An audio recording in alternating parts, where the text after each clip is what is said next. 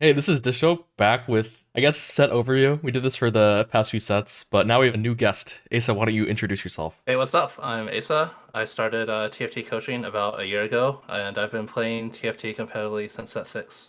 Yep. What we're gonna do in this video, I've done it for like the previous sets. We're just gonna go through all the units, rank them, talk about what comps they go in, talk about like what their role is, and we're gonna do that for all the units. We're also gonna be ranking and talking about the different items and like what slams are valuable in the patch. We'll talk about the traits. We'll talk about the new anomaly system. We'll talk about like some of the standard augments. And yeah, we're basically just doing a rundown of the set, kind of like what Mort does, but we're gonna like go in deep, like talk about like the actual meta and how stuff's gonna work. For like the one cost, got a Moo. I mean, he seems okay. There's a very strong Kog'Maw Watcher comp he just fits into because he goes Automata to Kog'Maw. He's like a backliner reroll. But as like an early game, I haven't really seen him like pop off. I might be wrong on this. Like, there's definitely some one cost tanks that can be huge beasts with how tanky they are. Yeah, I agree. I haven't noticed anything special with Amumu. One Yeah, thing I feel like with Watcher is there's a 2-1 cost for all three of the frontline shapes, Watcher, Sentinel, and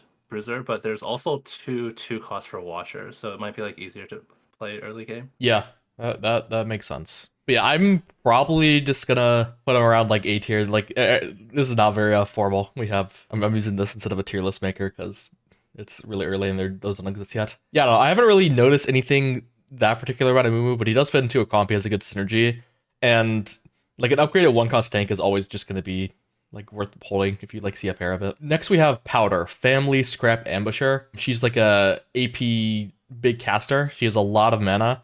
It gets reduced a little bit by family, and Ambusher can make her crit. She does like a lot of damage, but her spell has like a lot of travel time. Makes it like a little awkward to play. Like she'll do really good on the damage meters, but like the damage meter is not always what's gonna be winning you the fight. I think she's like okay though, just because of her traits, and since she has like Scrap Ambusher, you actually do play her on like a fair amount of late game boards. I don't know, like maybe like low A tier for me. Yeah, I think Family and Scrap in particular like super good. Yeah. But just her high mana cost is like too unreliable. There's a fairly high chance that your entire 120 mana ultimate is just completely gone, which is obviously like you might just lose a fight if it's at all close. Yeah, family is like a really impactful trait.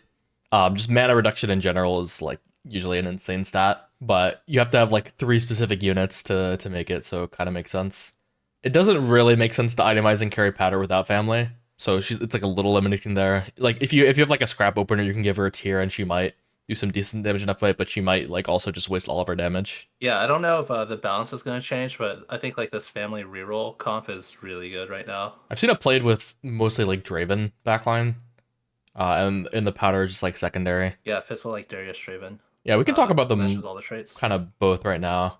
Okay, yeah, they're I, coming I, up. I would probably, I mean, I definitely hold these, like, Pro hold these. I don't know if they're actually broken, but I really value Conquer, like, the entire game. If you remember Lagoon, which was the trait that, like, there was, like, a bunch of breakpoints for small loot, and the loot kept getting better throughout the game. This is very similar to Lagoon, but instead of you have to, like, cast to get the stacks, you have to kill units. The Conquerors themselves don't have to kill, you just have to participate in the kill. So, like, even if you play two Conqueror tanks, it's possible to stack it up. Stack more based on the units you have, but just in general, it gives you, like, a decent amount of defensive stats, and since it's like a two trade, it's really easy to fit in. Darius is like a frontline melee carry, but he could also kind of function as your tank because he's a watcher, gives him some durability. I think And Darius is insane just as a unit. yeah, he's extremely strong. And then Draven has like a lot of DPS and then can contribute to Conquer. Draven's also really strong. I think he's the best AD item holder you're gonna get early game. Yep, I So agree. I think yeah, both of these units I think like are very S tier right now. Notable on Draven, his spell is like an auto attack replacement, so it can crit without IE. So it makes IE kind of worthless on him, kind of like Jinx last set. So just don't build that. Yeah, another thing I noticed with the one cost is Draven and Maddie are like the only AD backliners, but there's 5 AP backliners. There's like Morgana, Lux, Oh yeah, there's so Vex, many. Powder. So like the way I started playing PvE at the start was just kind of whatever I would 2-star I would flex around, but just note that if you do that, you'll end up playing AP a lot more. So Yeah, that the holding makes like Draven gives you that AD option. We have Steb. I don't really have that much to say about him. He's just like a frontline bruiser. He hasn't like when he heals, he heals like his the closest 2 units for 25% of the amount, and his spell heals. So if you can like somehow get healing on him like through other sources, he can like kind of heal your team up. But just like as an early game, he kind of is just like a mid tank and just heals himself. Where would you rank him? Because I actually don't really play him early game at all. Is the tier list like how highly you prioritize like holding these units? 'Cause Yeah. I would put him A, I think, because Okay. I think Enforcer is like a really good trait. Just at least right now, I think it's a lot better than Rebel. Yeah, makes As like sense. one of the big verticals. I think like Enforcer and Scrap units I'm pretty interested in holding. Yeah, we can like briefly talk about it. Enforcer, so they give themselves a shield based on the max HP, and then they also like make enemy units wanted. And when they kill the wanted units, they gain attack speed, but then they also gain just flat damage amp. So you're getting flat shield, flat damage amp no matter what. But if you kill their highest health enemy, they gain attack speed as well. So you just get like a bunch of stats. Yeah, I think the entire like Enforcer line is like really smooth to play. Like all the carries Mhm. are AD, and then there's some like pretty clear like late game additions that kind of synergize with your board. Like Elise and Gameplank, for example, is a common one to give Pitfire to your Vi, and then Elise's Bruiser with Stab. Yep. All right, we have Aurelia, Rebel Sentinel. What she does is she just gives herself a shield, and then when it expires, it's like a little bit of damage. I don't know. We see this type of unit all the time. If it's tuned high, it can be like super S tier. I haven't really noticed her like being that insane. I think Aurelia's ability is really good, but I think her Rebel I feel Yeah, is like as really an hard to play opener. around. I agree. Like the early Rebel units are like AD, and then the late game are AP, so it's like kind of weird. Yeah, I mean, I agree. I don't really end up holding her that much, but I think as a unit, she is good. I think like a 2-star Aurelia, you just throw in another Sentinel, she's gonna be good. But I think she like kind of leads you down lines that are harder to play. Yep. All right, now this one, I actually kind of like Lux a lot. If you ever remember, I forgot what set it was, but there was like a one cost Oriana that would like shield and then like buffer auto. This Lux is kind of like that unit on steroids. It literally just shields a unit and then her next attack does a bunch of damage, but it does a lot of damage. I feel like it does probably too much damage, but there's like too much OP stuff in the set that people don't notice it yet. 900 damage on Yeah. 3 stars is actually crazy. I remember specifically going against like it wasn't even Lux Ruru, it was Lux from Build-A-Bud. So he didn't really have a prismatic combat at all, and it was just like one-shotting by like 4 scrap Echo 2. Like just one autoing it was just completely Yeah. ridiculous to me. I Um think Lux is super good early game, but she kind of falls off late game. But I yeah, mean, because early she only autos one unit. if you just look at the numbers, she's 50 mana. If you say like 180 shield is comparable to 180 damage, which I think is pretty fair. 2-star Lux, you're getting Mhm. like 720 for a 50 mana spell, which is insane. If you compare that to any other caster, it's just like blows it out of the water. Yeah, I agree. I think on a pure unit level, Lux is I don't know might be the best one cost for me. The catch with her is that like it's kind of impossible to activate Academy early. You need specifically Ezreal and Leona, and if those units aren't upgraded, it's not going to be worth it. So hard to play her on one of her traits. So then we have Morgana. Morgana is like the opposite of Lux to me. She's another like lowish mana AP caster. She does a dot like kind of like a Karma. She has like a little bit of utility by reducing the shields on it. I mean, obviously that can be impactful, but it's not really something you like are actively thinking about, at least at the start of the set. She's a visionary, so if you get visionary, it'll make them gain more mana from all sources. With items, she can like spam the spell and like kind of give the whole enemy team this damage over time effect. I don't know. When I played her, like the damage is always like kind of falling short to me. But I think Black Rose is so insane if you can get it active on stage 2. And Visionary Opener is not that shabby because you have a couple frontliners you can play around. It's like kind of the opposite for Lux. Like I think she's like as a unit, she's like pretty bad. I mean, she's worth holding like if you can get Black Rose in. That's kind of what I feel. Yeah, I would say you need Cassio specifically because you need Cassio and Vladimir. Yep. So like if you don't get dropped Cassio from box, you're not going to get a 3 cost in your shop. I would actually like I don't know if you're doing 3 tiers or 4. I would actually move her down. Like just compared to Lux. Yeah, like, that kind of Lux makes is sense. 50 mana. Lux is 50 mana, and like we said, they're kind of like 720. Morgana's actually the same, but you have to factor in that her last like 1 or 2 casts in the fight actually don't do anything at all. No, 'Cause I it takes agree. 10 I think seconds to fully take this effect. I think this unit's horrible, but You just I think need Black Cassio Rose, PS for Black yeah, Rose. I think Black Rose is amazing. Yeah. I guess most of the time I play Black Rose, I've had it, like from Emblem early, but that's not really consistent at all. We have Violet. She has the family trait, so she reduces her mana. She's like a pit fighter. She's like a one cost melee champion. I've never really played around her that much, like itemizing, and I've never really seen her pop off. But You do need her for family. Do you have any Yeah, thoughts? Like I kind of I don't personally really haven't know played much. around Violet that much either. She shares a lot of the items with Vander, so when you're playing family, a lot of times you're Yeah. itemizing Vander with like the similar items like BT Titans and stuff like that. Yeah, that's kind of where her struggles to me lie. I don't think this is intentional, but like Vander's best items are just healing because his kit gives him so much of like all the other defensive stats that you own. Like the best way to be a tank is to heal, so it just makes Violet's itemization super awkward. Have you ever like played this as like an item holder or something, or I have. She's like okay, but not as good as Vander. So it's just like if you have like leftover items. I've never really played her on like stage 2 so as like an item holder. she's like a lot worse than Darius and like I even think worse she's a than lot worse than Vander. Darius. Yeah. So I like I don't know, maybe she deserves like bottom tier, but I'll just put her in and see, I guess. Then we have Maddie. She's the other backline one cost 80 champion. Enforcer Sniper. We talked about how the Enforcer opener is super good. I think like the Maddie 2 step 2 opener. I've seen that really well. I've seen that do really well. It's like one of the things that can compete somewhat with the Draven Darius. Yeah, for sure. 2 sniper, 2 bruiser. Yeah, I think I would like kind of prioritize holding her just because like if you have 80 items, like you really either want the Draven or the Maddie. So like if you could drop the bow, you probably want to look towards this or something. Yeah, just because there's pretty much only those two for Mm. AD backliners who you're gonna want to itemize. I do think If you she's want to start with like a Rage Blade or something. yeah, I do think she's worse than like Draven and Lux, but I think she's was like a top tier spot. Yeah, I completely agree. Now we have Singed, Kim Baron, Sentinel. Kim Baron is like the Lustre trait. So obviously, I don't know, like it might be worth holding on extra just for the chance that you get Kim Baron and win the game for free.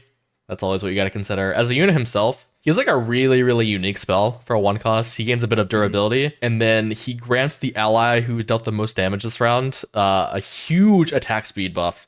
It does decay, so it's not like the most insane thing in the world, but it's very, very relevant. I think like he's very commonly better than some of the 2 cost sentinels if you like already have a main tank. I If you're think playing like late sentinels. game, if you're playing multiple Sentinels, like 4 or more, you always want Singe to be one of them. Yeah, I But agree. early game, he's kind of like Yeah, whatever. And early game is like a lot worse than Aurelia, but like late game his value goes really high because he gives like a lot of utility for his cost. yeah, if you get dropped Rennie or Smeech from Orb, then you're definitely holding him. Yep, agree. All right, now we have Trundle. I think both of his traits are amazing. Scrap is like one of the best stage 2 traits because it gives you the opportunity if on like a 3 item opener to get 2 full items, and Bruiser is usually just like always one of the strongest traits. So like you're gonna buy him and like you always want to prio him, but I think as a unit he kind of sucks. Really bad as a unit, but he has really good Yeah, traits, yeah. like to me like you always hold him, but like he's just kind of terrible. So Yeah. If you compare his ability to Steb, they're both the exact same mana cost, but Steb, the heal is the passive is basically plus 50%. mhm. So let's just say at 2 star, the heal is like 450, the damage is like 400, so it's like 850. Trundles for the exact same amount of mana is like 400. So even if you get the both effects are increased up to Mhm. 75%, even if you get like the max value on that, it's still less than Steb. Yeah, I still think you just always hold him just because I think Scrap is just one of the best traits. Yeah, I think Just again, not period. sure about launch patch balance, but PB balance. I think like Scrap is one of the strongest lines. I think it'll make sense that Scrap will be a strong line. It Mhm. just has like a lot of units and just it like the trait is just good early game, turning components into full items. Yeah, I think even if like Scrap gets nerfed and it's not like as good of a line, you're still gonna see Trundle being pretty like high prio to hold just because 2 Scrap on like the first 3 rounds of the game is such a good effect. For sure. I mean, like the most common component is 3 component opener, and if you have 2 full items because you have Scrap versus 1 full item, then I mean the trait could literally do nothing besides that and be the Yeah, strongest trait in the early game. yeah. I guess we didn't actually explain what Scrap does. Probably a Oh little yeah, fair important enough. if you're like actually new, but it just turns leftover components that you have placed on units into full items. And then at 2 you can convert 1 component, at 4 you can convert 3, and then 6 you can convert all. And then for every single component on a scrap unit, your scrap units will get a shield. The early game that we're talking about with only 2, the shield's like whatever, but the benefit is just turning your 3 item opener with 1 extra component into like 2 full items, which is very powerful, even if it's random. Next we have Vex, another AP backliner. I think she's like slightly better than Morgana, but I still don't think she's that good. I think I don't know. Yeah. I've played her as an opener before, and I just have never really been wild, I guess. Yeah, I don't really like Vex. I mean, her trait pairs are Irelia and Morgana, who you can see we've already rated kind of low. I just think like these lines are kind of hard to play around, and compared to Lux, if you just Yep. compare like, she does have Visionary, but obviously like Lux has their own traits. But again, with Lux, we're saying 50 mana was for like 700 something output. This is 60 mana for 400 something. It's just like it does have AoE, but Yeah, it's AoE, but pretty suspect. AoE is usually not the most important thing in the early game compared to just single target. I would say like Lux Vex Balloon somewhere around here, yeah. Speaking of AoE not being as important as single target, we have Zyra. I mean, I actually don't know where I want to rank her. I usually don't play around her that much. I usually play around like Lux and like a frontline Sork. But she does pair with Lux, 60 mana, so like similar mana to Lux. She has like a single target stun. She shoots vines on a line, but her damage is like single target. And then after it hits and stuns, it'll like shoot out smaller vines and do some stuff. Yeah, I think Zyra is pretty decent as a unit. Yeah. Stunning one single target is actually pretty good in the early game, and then just I mean, she pretty much only pairs with Lux unless you have Mhm. exactly Nunu, since Experiment's a 3 trait. Yeah, I think she's all right. Like the opener is probably just carried by Lux usually, right? You would want to itemize her the most, I think. Yeah, you kind of just play around the pairs. Like if you're holding Zyra, you're holding Lux, and then, or I guess the other way around, and you kind of just decide like which front lines like you want to play Yep. around. Like if you have Trundle pair, then you're more likely to hold Stab. If you have like Darius pair, you're more likely to hold a Mumu. Yeah, makes sense. But TLDR play Conqueror, Sork, Enforcer, Watcher, or Scrap Opener. I guess Yeah, sounds good. those are the best. Yeah, I would say like these family units, I would say are if you have Vander specifically, Yeah, like that makes make them sense. more valuable. But if you don't have Vander, it can be harder to find one specific two cost. That makes sense. We can go to 2 cost now. I've played this on my board like once. I don't even know what it does. We have Akali, Quick Striker, Rebel. I've also haven't really played these traits.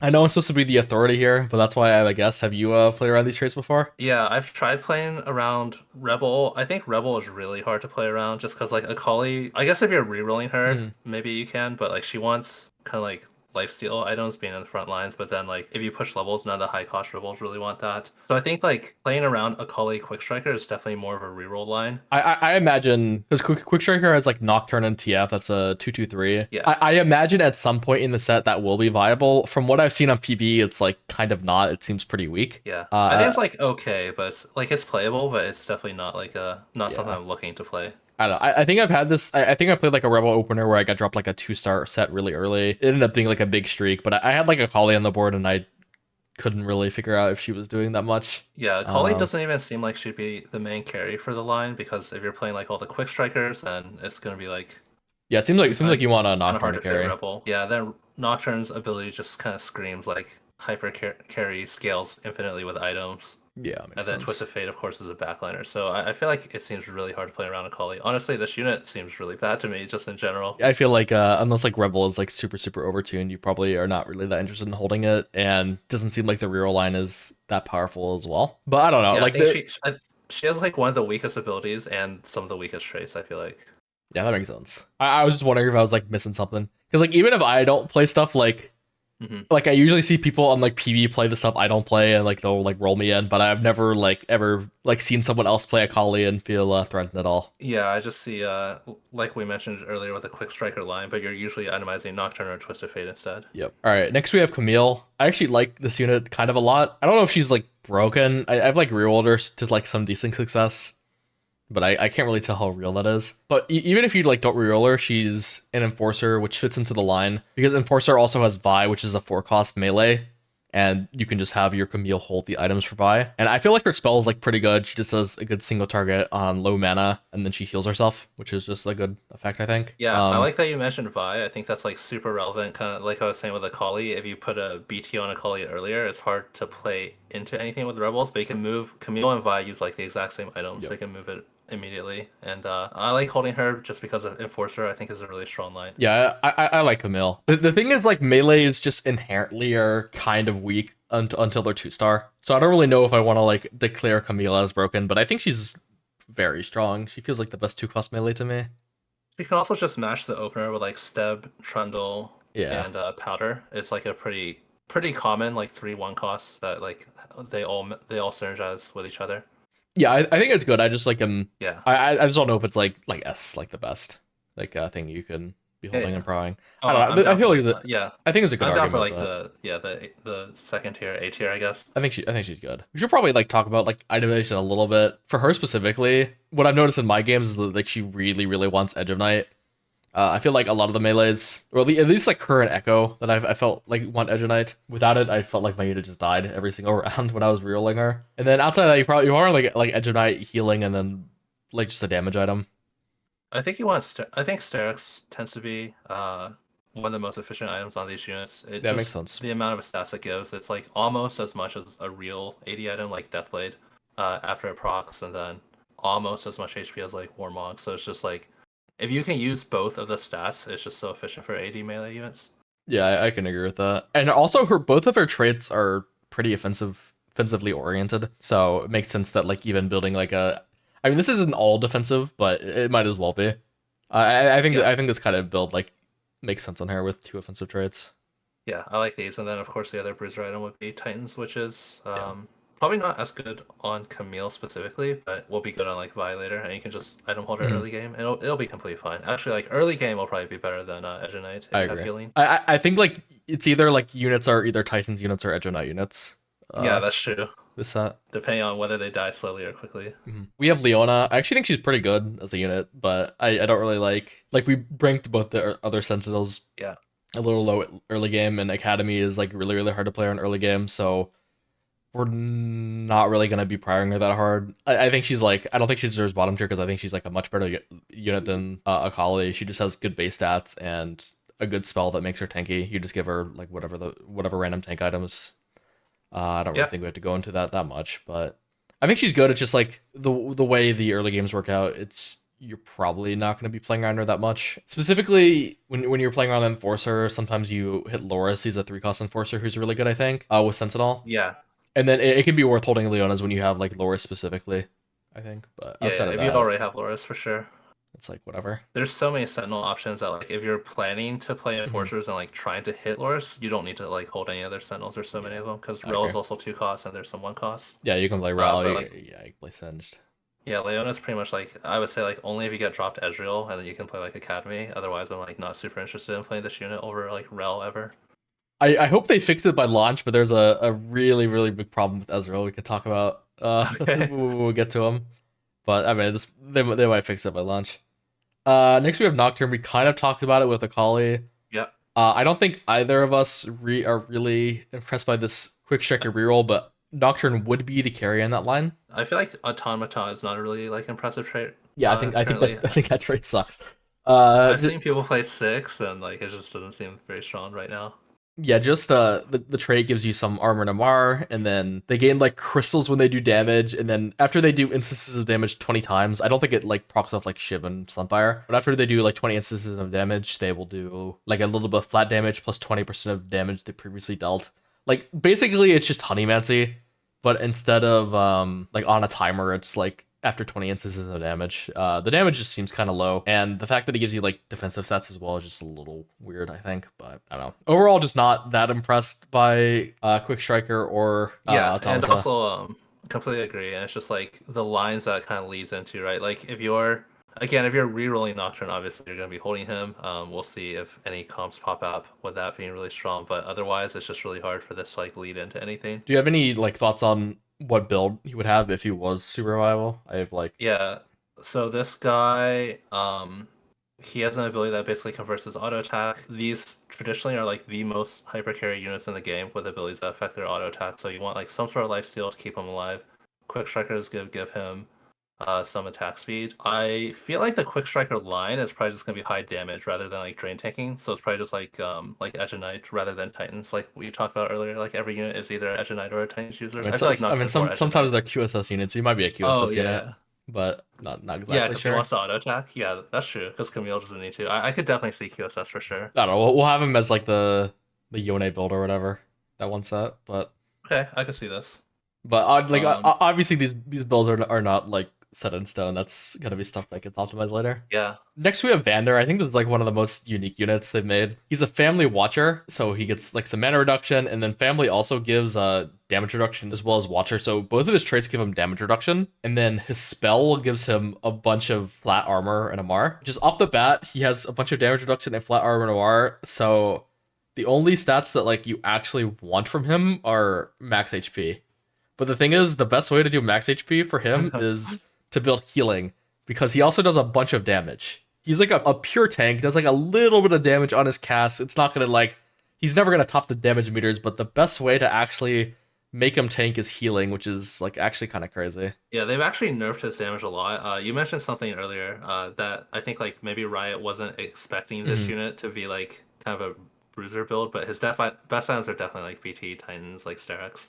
Yeah, I think double healing before the nerf was probably better, but after the nerf, like Titans and Sterek should probably be better than the second healing item, I think. But yeah, if you have Family online and Watcher online, every single point of healing he gets is worth basically like probably at least double as any other unit would get in terms of effective HP. So just this unit is just gonna be really good with items. Yeah, I think Riot and most people weren't aware that like, oh, you don't actually give this guy tank items. He's a tank, but you his best way to tank is melee items. But yeah, See if anything changes. I'm like fine to put him as because I've seen him pop Oh, off. I But completely yeah. I'm the down for this guy to be S. Like I'm always happy to see him in my shop. yeah, maybe I have to play around him more. I usually end up like playing around other openers like Rel. I actually play around Rel so much just because I value Okay. the Conqueror super high. Yeah. I even think she like fits on like a bunch like so many late game boards, even ones that like aren't like the ones you expect. Just like a 3 trait unit. I really like splashing Conqueror. Sentinel's like a really good splash late game as well, and then Visionary has like a bunch of late game carries. I end up playing Rel like a lot of my games, and like she's not even that bad of a unit. She gets a shield, does a little bit of damage, steals some RMR. I think she's probably worse as a unit than Leona, but her traits are far superior. Oh, actually, I think she's better than Oh Leona. really? Oh, that's interesting. Yeah, Yeah, I mean maybe. it's not super clear. I mean I haven't played either I one think that I one. think Leona with 3 items is probably better than Rel with 3 items. Yeah, that's fair. But yeah, as like 2 star versus 2 star, like Rel clears no probably. But yeah, I hold Rel all the time in mid game and late game. She fits Yeah. in so many different trees.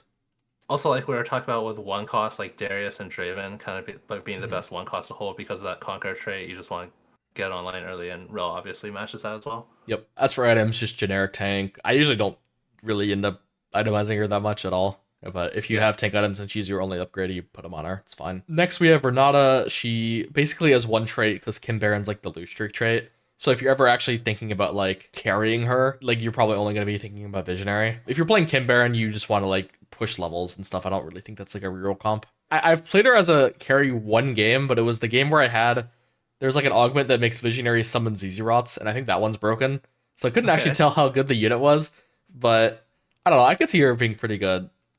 Visionary gives her extra mana, and then she like her spell does damage and shields your team, which I feel like is a pretty good effect. I was pretty impressed by her at 2 star as a carry, but then again, I had the Zero augment, so maybe I was misled.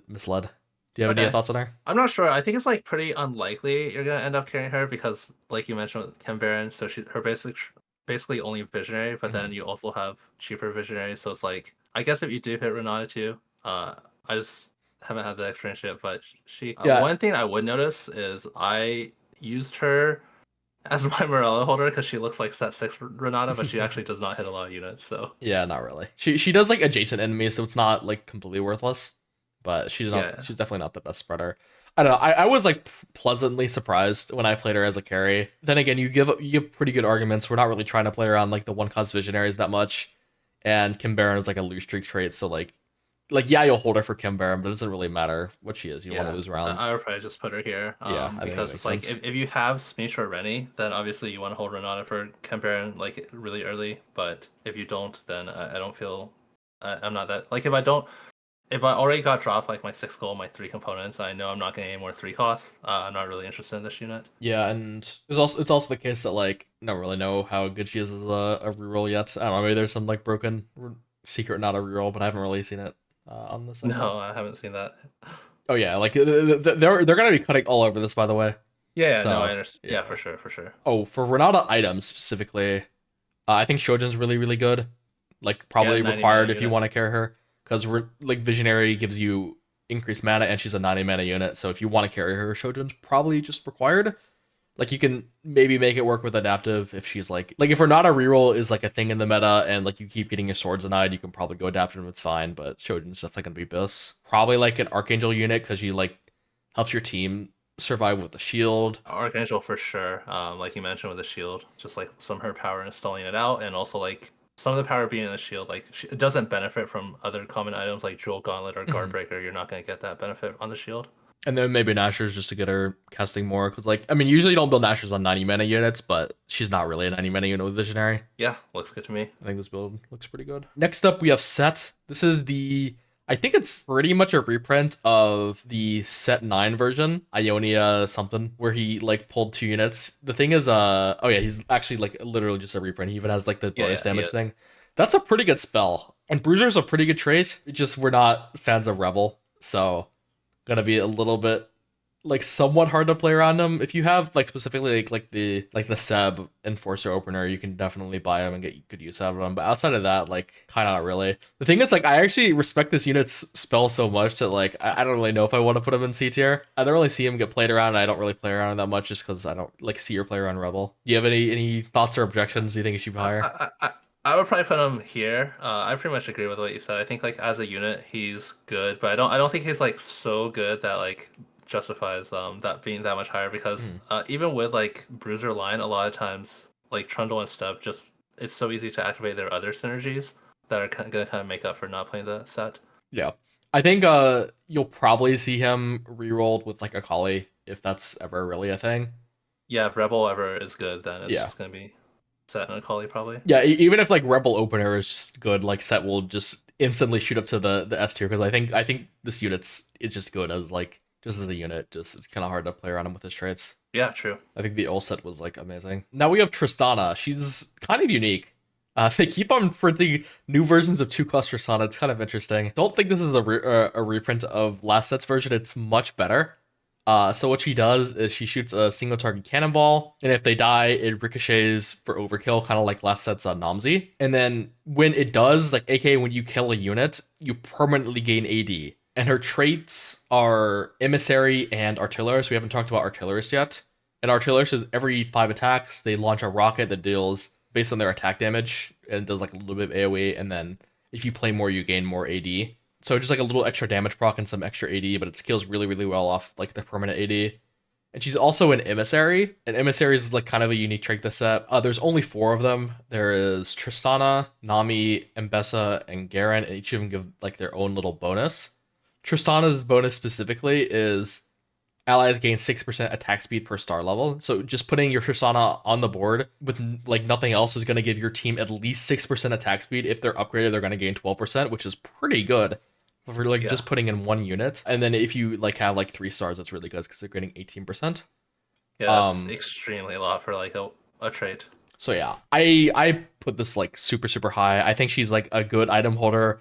Like she provides a lot of utility, and I think she still does good damage, even without Artillerist, and even without like getting a bunch of permanent AD from like her spell.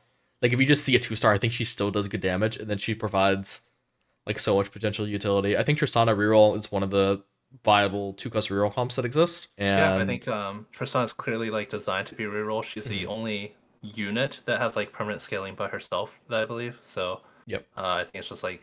She's kind of designed to be rerolled. I think Artillerist, the trait just doesn't offer that much damage, so it's not super important to activate. Yep, I agree. But I think she's super good just because like she's a good reroll and she's really good utility in a lot of comps. For items specifically, I think this one is one of the more unique ones because it's really not clear to me intuitively like what's gonna be better. One sec, I think we can pull it up. I think like Infinity Edge makes sense since she only gets the permanent scale. Well, I guess if you're planning on rerolling her, Infinity Edge makes sense since she only gets the permanent scaling if her ultimate gets the ability. I think it's always IE. I agree. IE for sure, and then it's unclear if it's like Rageblade. I think Rageblade does make sense, because you're probably gonna want to build around her being like most of your damage, so a pretty defensive oriented comp. Oh, I probably just sort by play rate, I think. Oh yeah.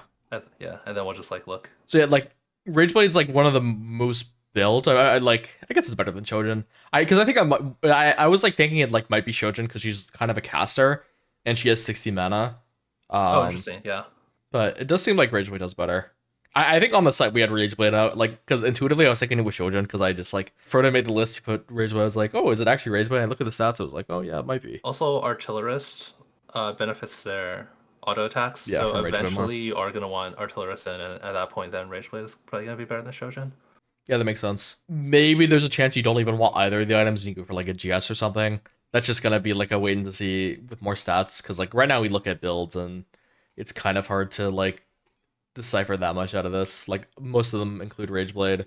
Most of the Yeah, best yeah, performing ones like do as well, but this is just like noise. There's not nearly enough yeah, sample for anything. yeah. I just think like to me like Rage Blade and Infinity Edge intuitively seem like the best items, and then the other item can just be any damage providing item, GS, Deathblade, Guardbreaker, anything.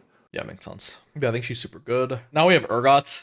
Truth be told, I haven't put items on this guy ever, but Me neither, actually. I have put him on my board for Pit Fighter and Artillerist playing Corki specifically. Corki and GP. Okay. I think we mentioned potentially rerolling Tristana. You could also go for Urgot as well.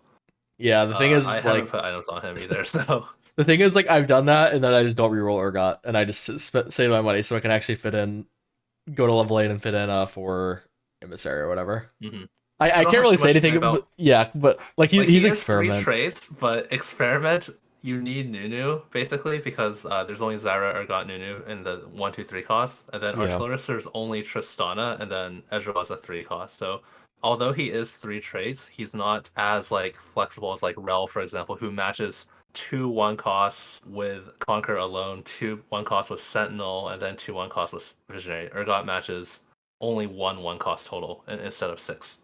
Yeah, makes sense. I don't. I've only used him as a trait bot. Maybe he's like lowest of C tier. I don't like because Oh, interesting. the thing is I actually buy him. I don't think he's like super Yeah. bottom tier, but Yeah, I guess he matches 3 with Pit Fighters also. I was thinking Experiment matches 1, yeah. but still half as much as Rel. But I don't know. Maybe Um, we're missing something out. You activate all of his traits, give him 3 items. Maybe he's a beast. But realistically, I've only used and only seen him as a trait bot. yeah, I haven't played around Urgot, so I for me holding him early game, I would just put him somewhere around like set, but And I'm not then sure. as for items when they do buff him, do you have any thoughts? Like I don't. He's pretty short range, and his ability actually makes him like dash in. So I think Hmm. like he definitely, if you are like itemizing this guy, I definitely think you want some sort of life steal for sure. Even though he does gain shield, Yeah, that's and as then far as I've probably gone. just damage.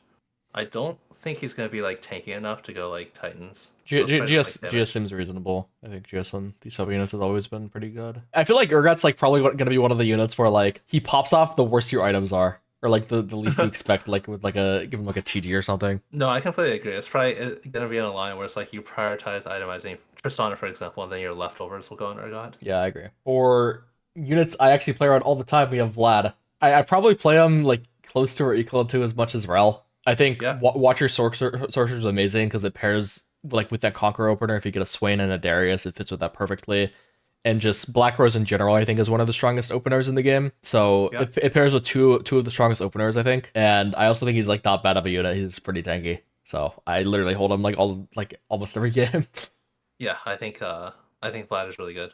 Just he has really good traits, like you said. Pretty much agree with everything there. Yeah, as for items, you give him generic tank.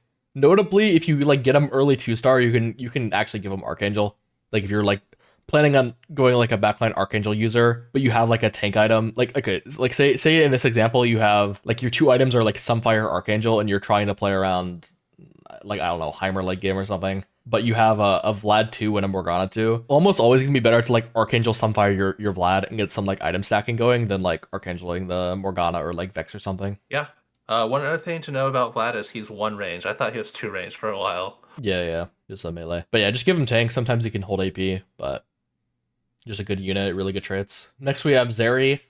She's a Firelight Sniper. Firelight's one of the more interesting, unique traits. What it does is every 6 seconds they dash. It seems like they would like dash away from enemies from what I've noticed. I think the melee is like dash in, but like Zeri specifically like dashes away. I don't Yeah. know. It doesn't really do anything for Zeri, honestly. I would say like Mhm. she basically only has sniper. I mean, first of all, it's hard to activate it, but I think even after you do activate it, it doesn't really matter for Zeri. Yeah, I feel like it's actually like hiking a debuff on Zeri a lot of the time. She just Yeah. ends up getting griefed, but it's pretty good. She pairs with like a 3 cost tank. Scar can use it pretty well, I think. I think Zeri and Scar is like a really good reroll comp right now. Yep. I mean, she's just like a good unit if you're playing around sniper. It makes sense to hold her. Every third tack is replaced by a spark that does extra damage and then does a little bit of it like chains of the 2 nearest. Is there like any consistency on her build like outside of like getting a Ginsu? Yeah, I mean, because she doesn't really have like a ultimate cast animation, I think Ginsu for sure. Infinity Edge, I think, does seem pretty good based on the numbers of her spark. You do want that to be able to crit, and then I think since she's mostly just like auto attacking a lot, just Deathblade makes sense. Obviously it's really hard to get like Yeah. Deathblade and Infinity Edge, but then like I think like Hurricane's gonna be completely fine. Yeah, Last you can make Whisper, a anytime Hurricane or you're a playing LW. AD, yeah, anytime you're playing AD, you're gonna want Armor Shred. So Last Whisper is gonna be great. Yeah, makes sense. This is kind of like the generic build that's kind of been good on a lot of champions in the history of TFT, but Mhm. last set we didn't really have any with Callisto and Varus, but this Rageblade, i.e. Last Whisper, has been like it's been strong on so many units. Basically just any backline AD units that auto attack a lot. So for me, like I think the Warden sniper comp is good. I'm not really that excited to see Zeri outside of that compared to like a Trist or like a Vlad or something. So I don't really know if I want to put her at S tier. I could be convinced to it if you think like the sniper Warden comp is that strong.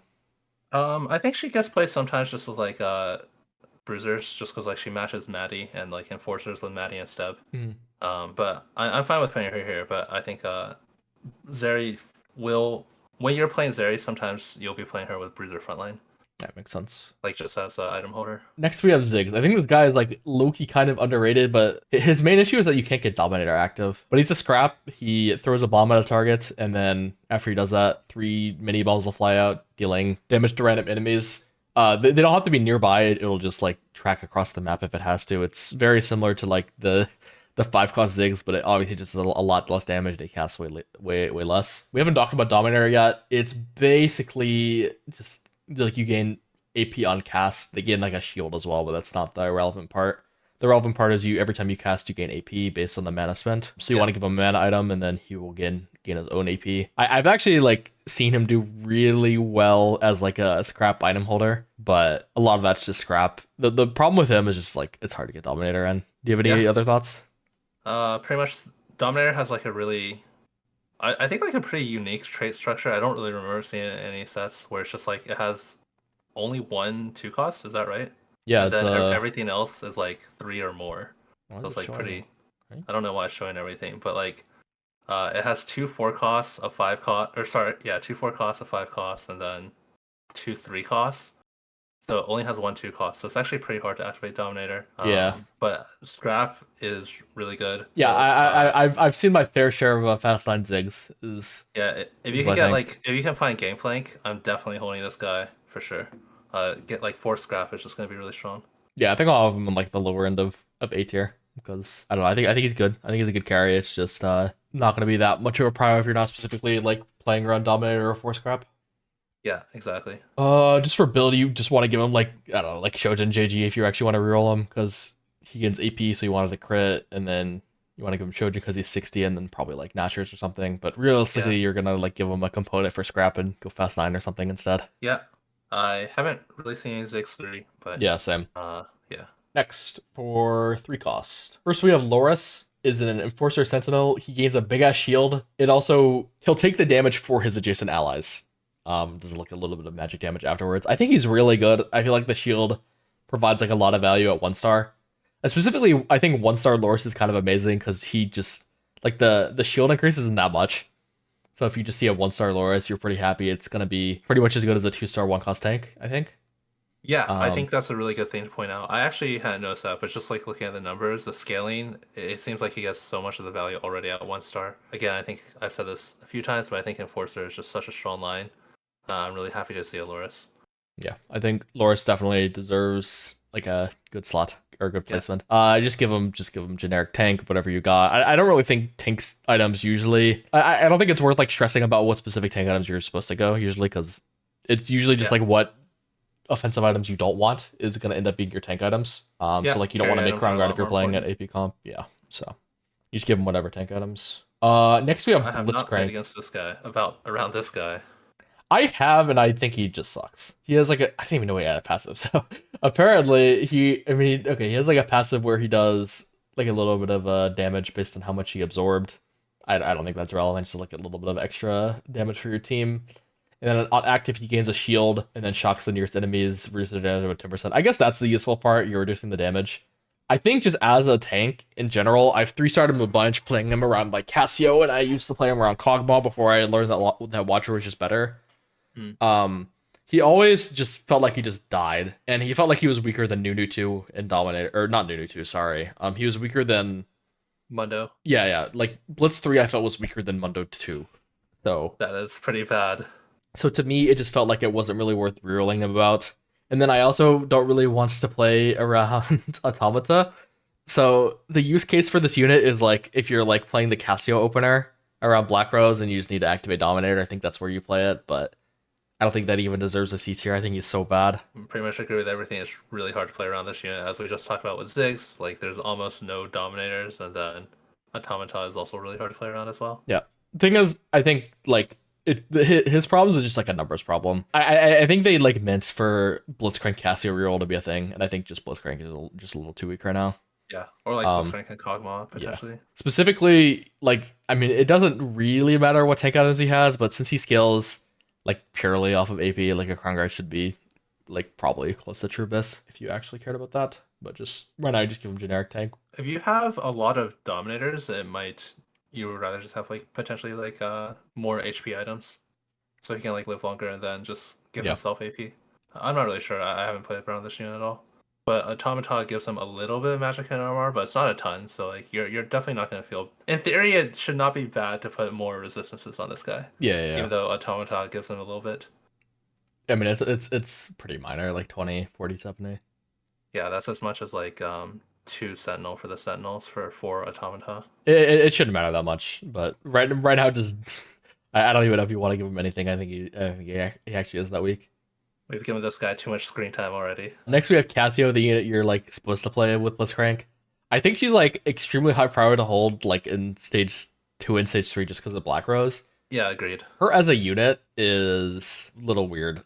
I've played Cassio Rear before and I've like won with it, but I felt like it was mostly just like the trait web of like Black Rose and yeah, just like the flexible trait web of Black Rose doing all the work, and like Cassio was just like there along for the ride. Yeah, I find in the line like I've never itemizing Cassio because like you're playing Morgana, Vladimir, and Cassio, so then you also have like Sorcerer and Visionary. And it's much more likely you're gonna have like a 2-star, 1-cost Sorcerer or Visionary.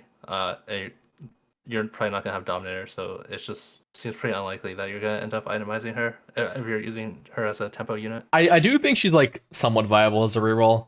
Like I don't think it's like the most amazing thing in the world, but I do think it's like a thing just because of how strong Black Rose is. And I also think Dominator as a trait is just super strong.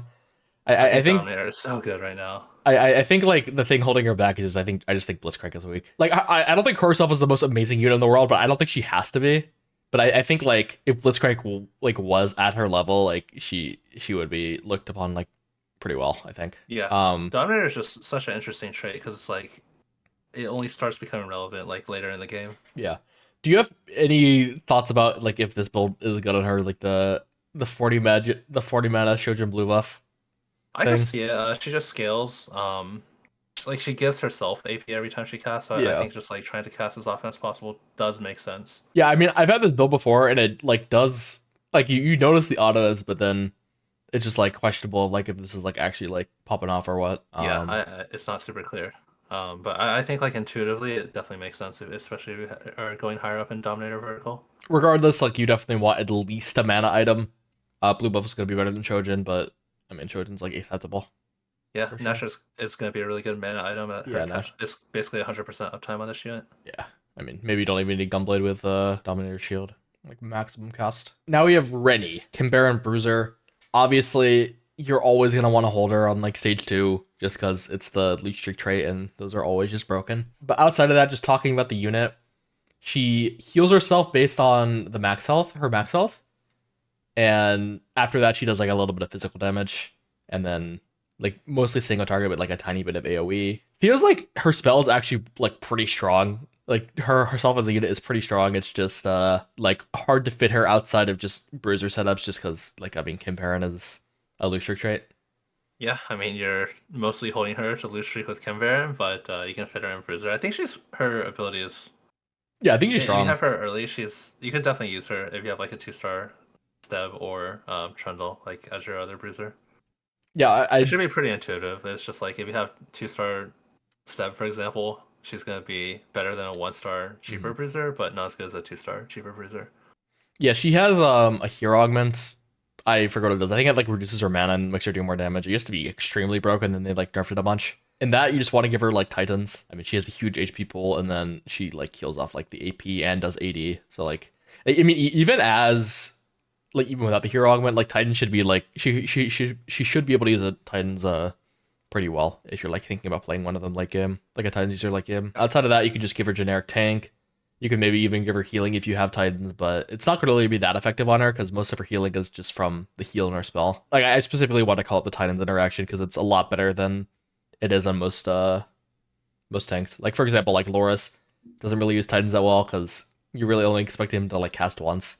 It buffs his shield, but doesn't really do anything for the AD. But like for Rennie, you can get her to cast multiple times, and then she also does AD damage as well. All right, next we have the most tragic unit of the set, and I'm forced to put him in like Z tier because currently he's bugged, and it's the most tragic bug of all time because when he ults, the little legend can block it, either you or your opponent. So this basically means if your opponent knows about this bug and just sits in front of your Ezreal with a little legend, he will just do no damage with the spell. So I cannot, with good conscience, rate him below Z tier or above Z tier. If they fix it, I still don't think he's that good. Just because I feel like it's just hard to play around. Like he has basically 2-3 traits, and I also don't think Artillerius is like that amazing. There's definitely some comps you can fit it in, specifically if you're like trying to get the third Academy unit. He can fit in there. He's very often just the third Academy unit because like Academy has Leona, and there's two, and Leona's a Sentinel, and there's 2 Rebel Sentinels. So if you're ever trying to get the third Academy, it's often Ezreal, but I don't really see him succeed outside of just being that kind of trait bot. And as a carry, he's just like, you can't play him because his spell will just do 0 damage if the bug becomes widely known. Yeah, I think to me, he is another 3 trait unit, but kind of the most relevant one being Academy. In theory, there's some synergies between running Academy and Rebel, where like Lux and Zoe match, and then like Irelia and Leona match, but I'm not really sure if that's going to be like how viable that's going to be. I guess if that line ends up being viable, maybe. I would expect it to be viable at some point because it's not just a Rele, it's also a Lowy. It's like if you're playing Rebel, you're already playing like Sentinels. So yeah, you can just get a 4 Sentinel set up pretty easily. Yeah, then Zoe should be like the main carry, so then maybe you play Lux as well. Yeah, I don't think this core is like really viable like now, but it probably could be in the future. It's 4 Sentinel, 4 Academy. I guess it's 4 Rebel right now, but you could fit in a 5th, or you have like a spat or something. I don't know. Yeah, I would think potentially Aurelia. I mean, I don't really know what's going to be, but like Aurelia maybe just gets replaced by Alawi instead of running both of them. Yeah, that also makes a lot of sense. But I don't know if they fix the bug, maybe you play an Ezreal more. One thing that's like kind of noticeable about Ezreal is I think Ginsu is like you would think he's just a caster, but I do believe Ginsu procs on like both parts of his spells. His spell's like a 2-part thing, so it'll like interesting. It'll proc on both his shot and like the AoE blast. Ginsu probably has bad stats, but like I just noticed like holding it with him, it didn't feel that bad. Actually, I don't know, maybe. I mean, actually, that's not really the best way to look at it. I mean, there's a decent amount of builds with Ginsu. I could see it like not being completely terrible, but also this is just PB stats, so it's like really hard just to look at regular items instead of builds. Yeah. Oh lord.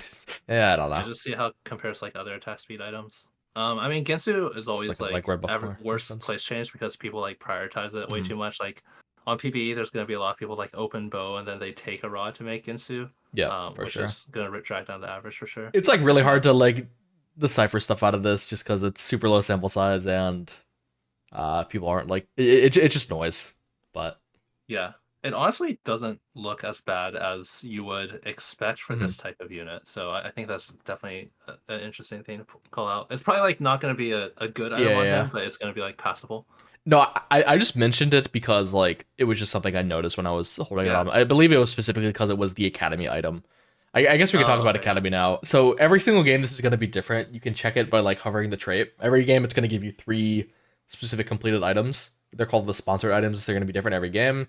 I think it gives you like 1 AD, 1 AP, and 1 tank every game, but the order it comes in is random. And then if you put 3, you get the first item. You put 4, you get the second item. You put 5, you get the third item. And then they also gain stats if they're actually holding the item. So if you're playing around like Academy specifically, it might want to like change up what items you go for. But I think like most people that I've seen try to build too many of the Academy items. The bonus you get is not it's not Yeah. insane. So a lot of times it's more effective just to like kind of go with your regular build because like multiplying like AS plus AD compared to just or like AP plus mana compared to just going like three of the same academy items, a lot of times I can be a agree. I bait. think there are instances where you can stack it, specifically if it's an item that's not that bad to be stacked, and Yeah, if yeah. you're like have like an academy emblem.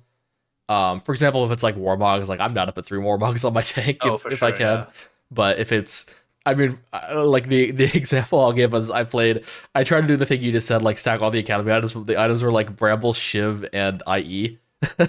So my Leona is just 3 Brambles, dead to any AP. My Ezra's 3 IE, never casts, and my Heimer is 3 Shivs. So I see. like yeah, Yeah, that sounds pretty probably not bad. my best moments. I think I would like fifth though because I'm in PB. But yeah, I just can't with a good conscience rate Ezreal high because of the bug. Without the bug, he'd probably be like C for me. He's still not Yeah, amazing. I think that's pretty fair. Surely that has to be fixed on release, right? Surely. Surely. Okay. All right, next we have a Scar. He is good specifically for the Warden Sniper comp. I actually hate this comp. I don't know if 4 Sniper 6 Warden's better. It's not super clear, yeah. Yeah, I think that's like a debate. But Yeah. regardless, it's super boring. You play a bunch of Watchers and then you play Kog'Maw Zeri. It's extremely cookie cutter. Like, do you ever play around Scar outside of that specifically? Like, maybe if you like have Scar tune, you hit an Echo, you can play it. But I've not I really mean, I seen think this he's a unit. really good. I think he's a really good item holder if you do have Scar too. Okay, so you probably put him in like A tier because he's like a good item holder and he can go on a specific comp, kind of like these other two. Yeah, it's just like if you're playing around Watchers, basically. He does kind of match like Darius with like the Conqueror opener, and then potentially if you're not playing to stay in Conquerors, you can kind of move. Darius uses really similar items to Zeri, so a lot of times I might open like Darius Straven and then go into like Scar and Zeri. Yeah, that's fair. I don't really want to talk about tank items that much, but I'll mention specifically Yeah. Sunfire should be a little bit better on him than most tanks because if you have Firelight active, he'll end up like dashing and spreading it more. And Sunfire specifically got a pretty hefty buff this patch or this set, so you're gonna be. I think it's like a much better slam. So I think it's like kind of worth calling out like units that can utilize it a little bit better. I think with tanks again, mostly it's just going to be your leftover components, but with Firelight specifically, since you heal, even on Firelight, you're just going to slam anything. But items like Dragon's Claw and Redemption gain a little bit of value because Firelight will heal for the damage taken. So when you have mitigation, you kind of mitigate that, but then you kind of get the full Firelight value and also get the extra healing from your items. I mean, it's very, very minor. Yeah, makes sense. I would not be like trying to go for these items. Next we have, I mean, I don't even want to put Loris up here because he's just that good. Oh I mean, also you can move everything. yeah, I mean game flank, I yeah. mean, you can move everything. You can move every other unit in this cost Yeah. down a tier because GP is just that good. Specifically, backline version is just like probably the strongest unit in the game right now. He's super meta warping. He's like played as a reroll. I mean, the thing is you can't even reroll him because he's so contested. Like he's the best carry in Scrap. He's the best carry in Form Swapper, and he's also the best carry in Pit Fighter. And these are Yeah, also and I like mean, if you're all three playing super to play, flexible like- traits. So Yeah, he's just a good item holder. You're playing to play Yeah. any kind of AD comp at Eh, all. yeah, best item holder, best late game dude, best traits, best late game carry. He's just like Um, a turbo beast. Yeah.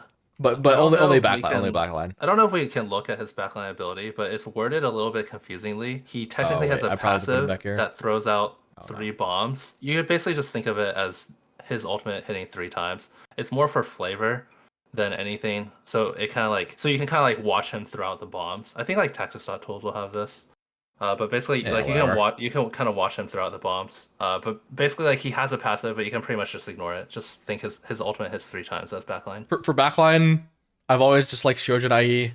And then like very commonly you give him like a scrap component like a sword, but if you were giving him full 3, like LW would be pretty good. Yeah. But I like Shojin IE, and then like scrap loss component is the most common thing I do. Yeah. Do you have any thoughts on frontline? I feel like his frontline is so much weaker than his backline, but like obviously you just do it if you need frontline. Yeah, I've like put him frontline before if for some reason I'm not carrying him, but I want frontline. But that's just rare. I mean, I guess it's not that rare because he's a really good trade bot. So Yeah, I yeah. guess if you literally have no items for him, and you already have like a really good like other backliner, you can do it. But the thing is, I feel commonly like it's probably better to just put him naked in the backline just for like the extra damage as well. I don't know. I think like backline GP's Definitely the best 3 cost, but I think he's probably the best unit in the game for my worth. One thing to note with Form Swapper is also like Thieves Gloves are pretty good on this. If they roll Yep. frontline or backline items, you can move them as needed. Man, I love Farm Swapper.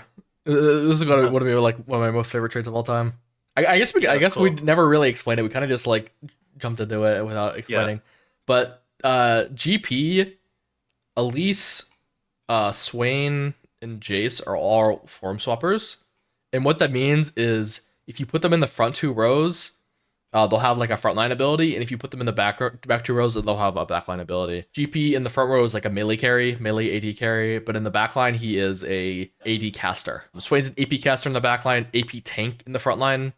Elise is a CC tank in the front line, but an AP caster in the backline. And Base is like a utility CC slash melee carry in the front, and just a AD caster in the back as well. But he has like a whole like crystal thing that gives different utility as well. It's kind of weird. We can talk about him later though. Right now, most form swappers have like a clear like best role. I think they're all like there's definitely times you can do every other role. I think GP is the one where like he is in the back. He has like one form probably the most, but he's still super good. Oh, also I think it's very likely they're gonna nerf GP. So I don't really know how accurate this video is going to be because it's definitely going to come out when it's live. If GP is nerfed, I think his traits alone is just going to keep him in A tier regardless. I think his traits are just amazing. yeah, for sure. But just his like raw DPS is like what's keeping him as the best unit in the game. If they nerf his DPS, his traits will still make it so that you buy him all the time, you play him all the time. Probably just not like the best thing in the world. Next we have Smeech. Smeech, Kim Baron, Ambusher. Kim Baron's a dead trait unless you like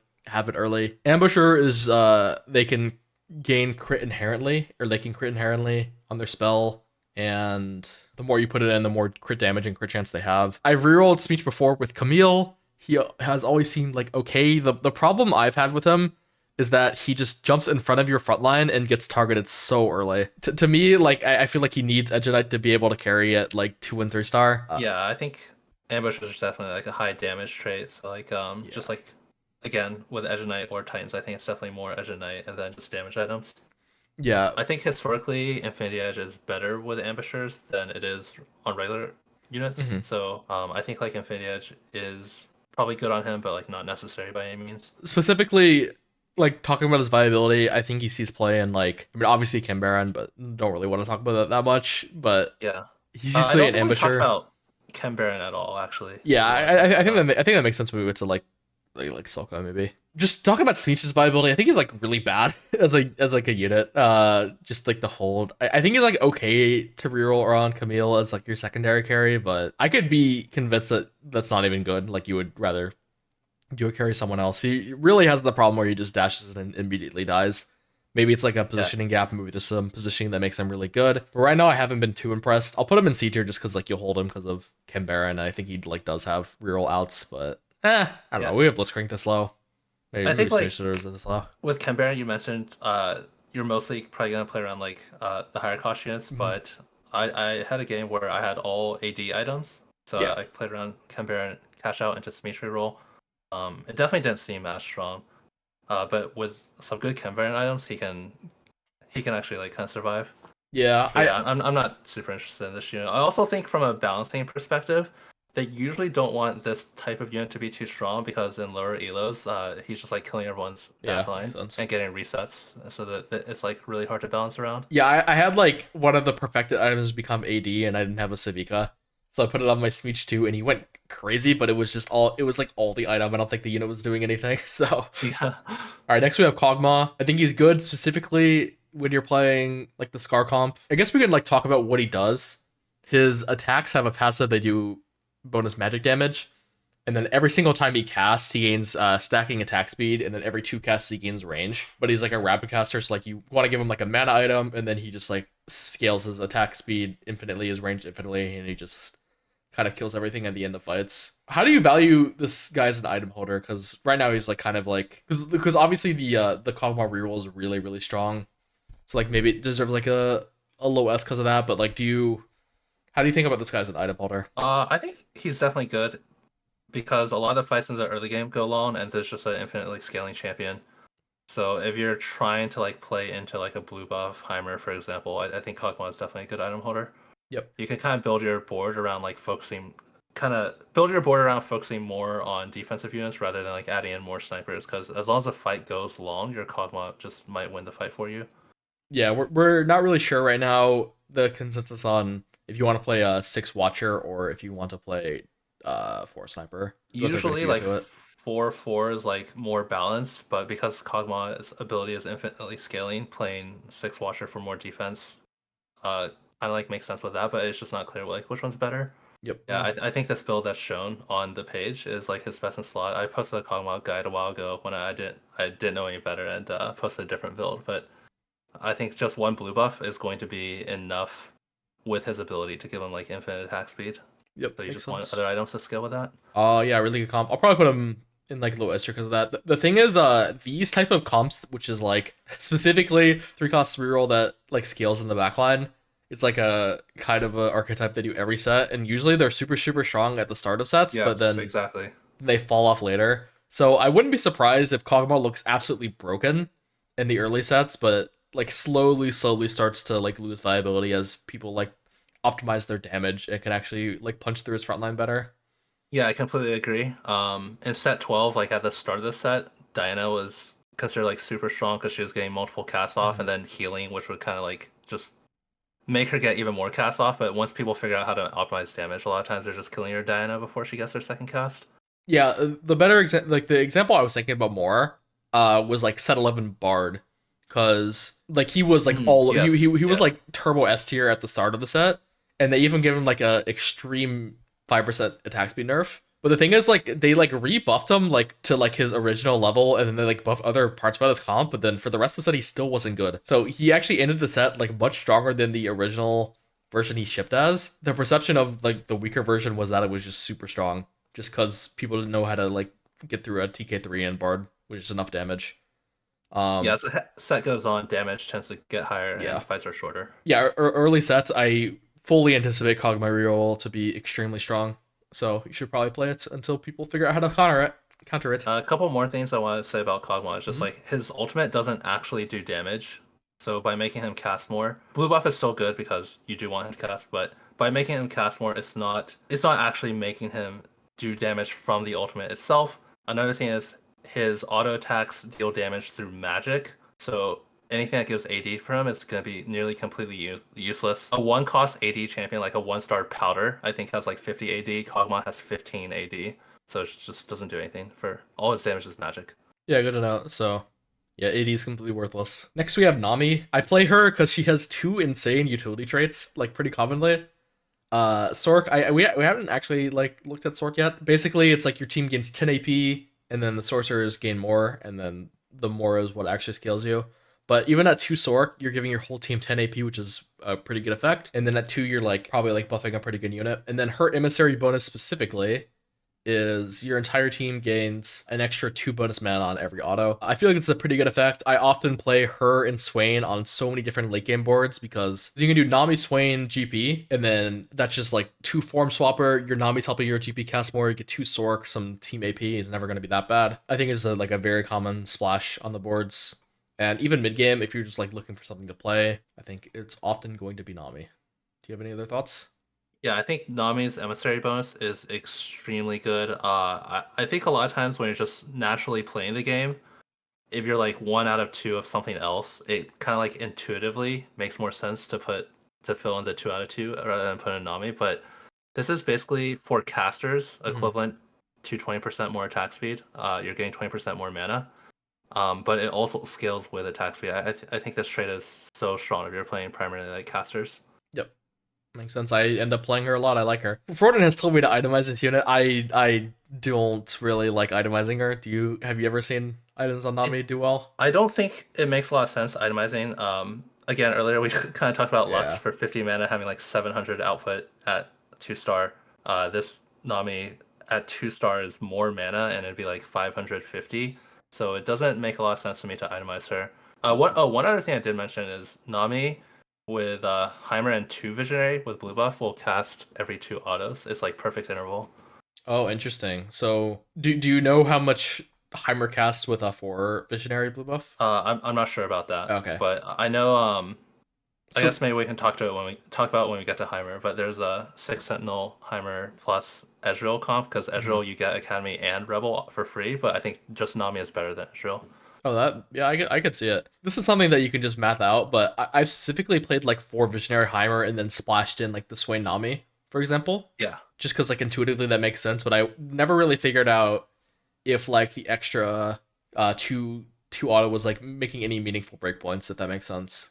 yeah, for sure. Because you do overflow, but you can bank your Yeah. mana for your next pass. So it probably gives you an extra cast at some point down the line, but it's not super clear what. I guess the point is Nami's one emissary trait is a lot more valuable than a lot of other units, even like two, like even Ezreal's both of his traits being at two of his traits being active. The one emissary by itself is better. No, In that comp. I can fully see that. Next we have Nunu. This unit I don't really know what to think about him. He has 3 traits, so fits in a lot of stuff. Bruiser, Experiment, Visionary. Specifically with Experiment, I feel like this is only really something you're interested in with when you're playing around Twitch, I think. Hmm.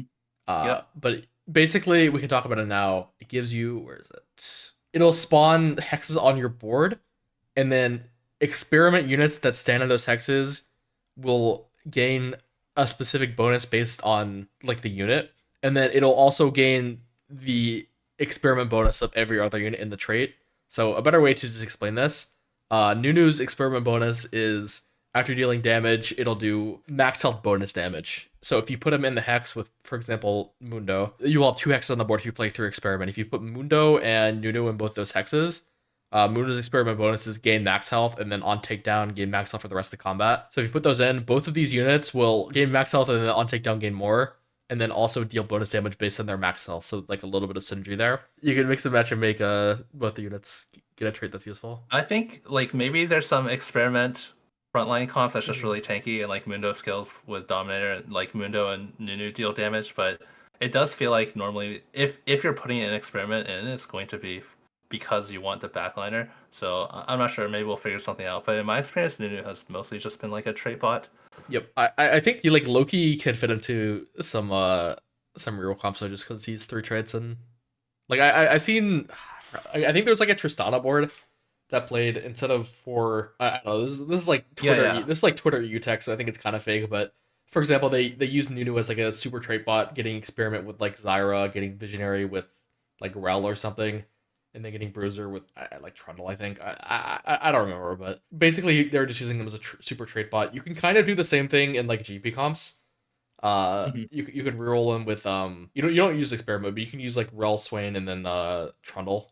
You get Bruiser Visionary off of Nunu, and then that board can fit with like GP reroll. I don't think Yeah, GP reroll is really going to be a thing just because I think it's going to be too contested, but he can fit into like some weird reroll comps, and he is like a frontliner for Twitch if that's a thing. But I don't think him like himself as a unit is that strong, and I also don't think Experiment's that strong, so I'm gonna put him a lower tier here. if Vertical Visionary ever is strong, like he's one of the two frontliners along with Rel. So I'm not sure if that will be a good line, but if so, then he'll probably be pretty valuable there. Yep.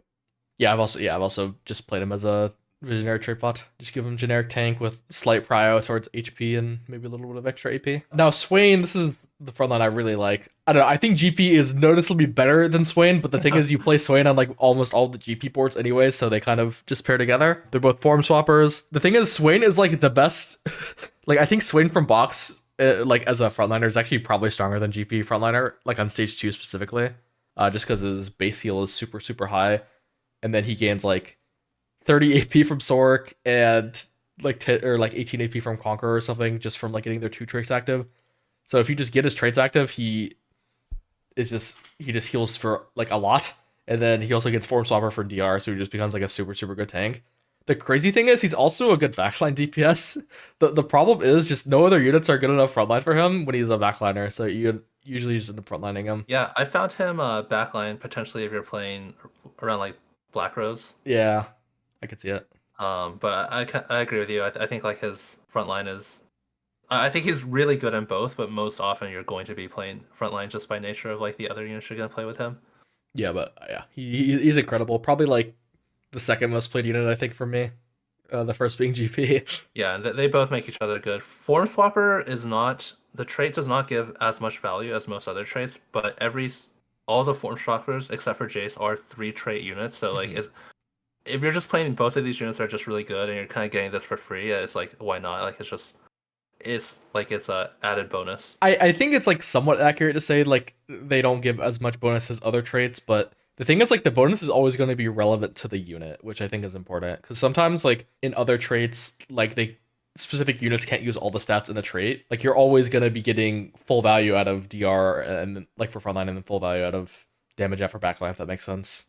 Oh yeah, that's completely true. I was just saying like for example like frontline is DR which compares directly to Watcher, so 2 form swapper will not give you as much as 2 Watcher, but all the form swappers are 3 trait units, so you can get their other traits in addition, and I mean these 3 units are Yeah, just that both makes really good. sense. Yeah, I think they're just incredible though. TF to me, this is like enforcer trait bot, but I don't even think he's as good as the other like lower cost units. That's kind of how I feel about him. Do you have an objective opinion about this unit? I've seen him played and he has Um never looked good to me. But am I wrong? I think to me it's mostly Enforcer trait bot, but I think he's okay. Okay, Just like early game if you have one. maybe I'm underrating him. One thing to know about just the Enforcer trait bot is like you usually need this guy for the 4 Enforcer breakpoint, which is really strong. I value holding him in the early game, but I think by the time it gets like mid game or stage 4, this guy doesn't seem super useful. One thing to note is if you want like quick striker for Aesah, the other quick strikers are really bad. Yeah. So a lot of times, if you do want that, you might end up playing a Twist of Fate. The thing is, I just haven't really. I think he's just kind of underpowered as a carry, maybe on purpose. Do you have like disagreements with that? Like if you're like trying to like give him 3 items or like even reroll him?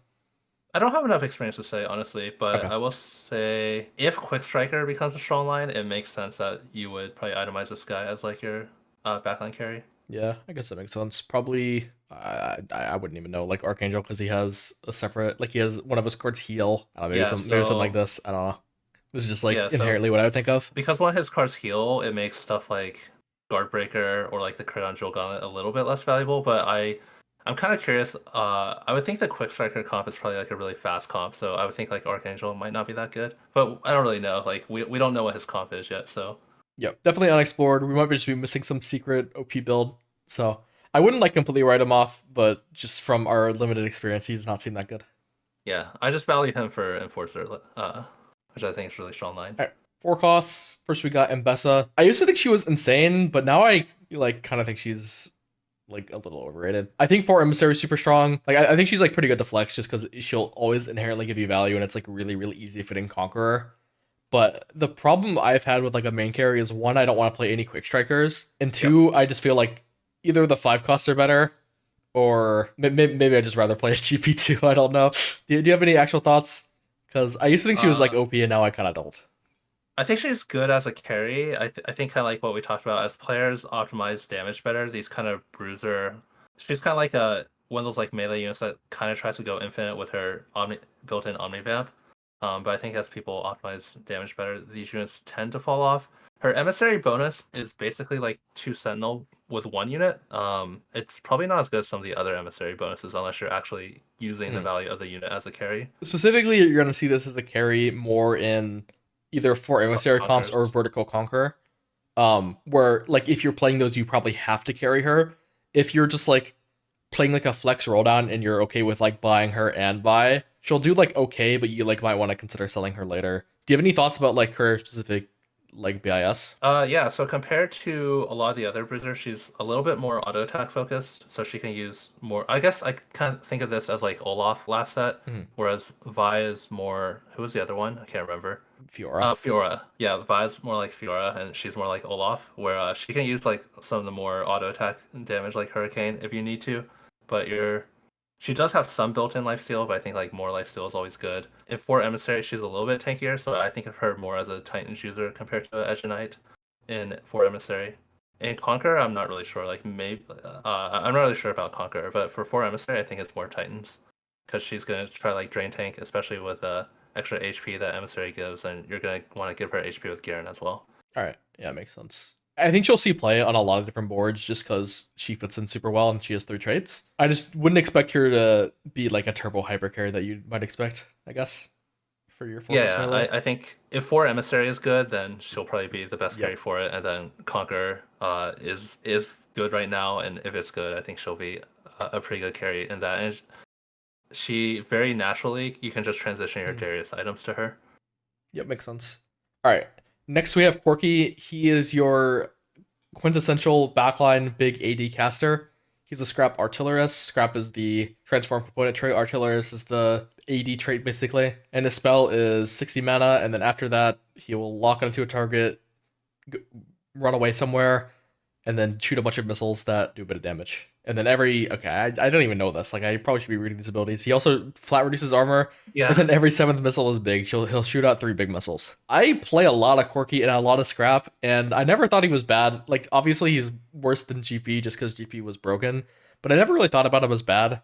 But then I specifically remember reading some EU players saying that like he was horrible, like just the worst unit in the game. Do you have any thoughts? I wouldn't say worst unit in the game, but I do feel like he's a little underpowered. But I know I think Riot thinks he's pretty balanced right now, so Mm-hmm. I personally think he's going to release a little bit underpowered, but Scrap is really good. Yeah, he gets carried Six, by six, Scrap, right?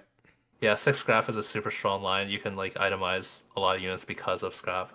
And he's just like the backline carry in that comp. So, and he pairs with Tristana, who has amazing emissary bonus. Damn, this TFT Academy size trolling, I can't even put a component. I think very often you just want to give him like a sword or a bow as a last item. Yeah. Because I think his best line by far is 6 scrap. I probably wouldn't even play him outside of that. I think he's good in 6 scrap, probably like underwhelming baseline, but I think that makes I've sense with how seen good 6 scrap is.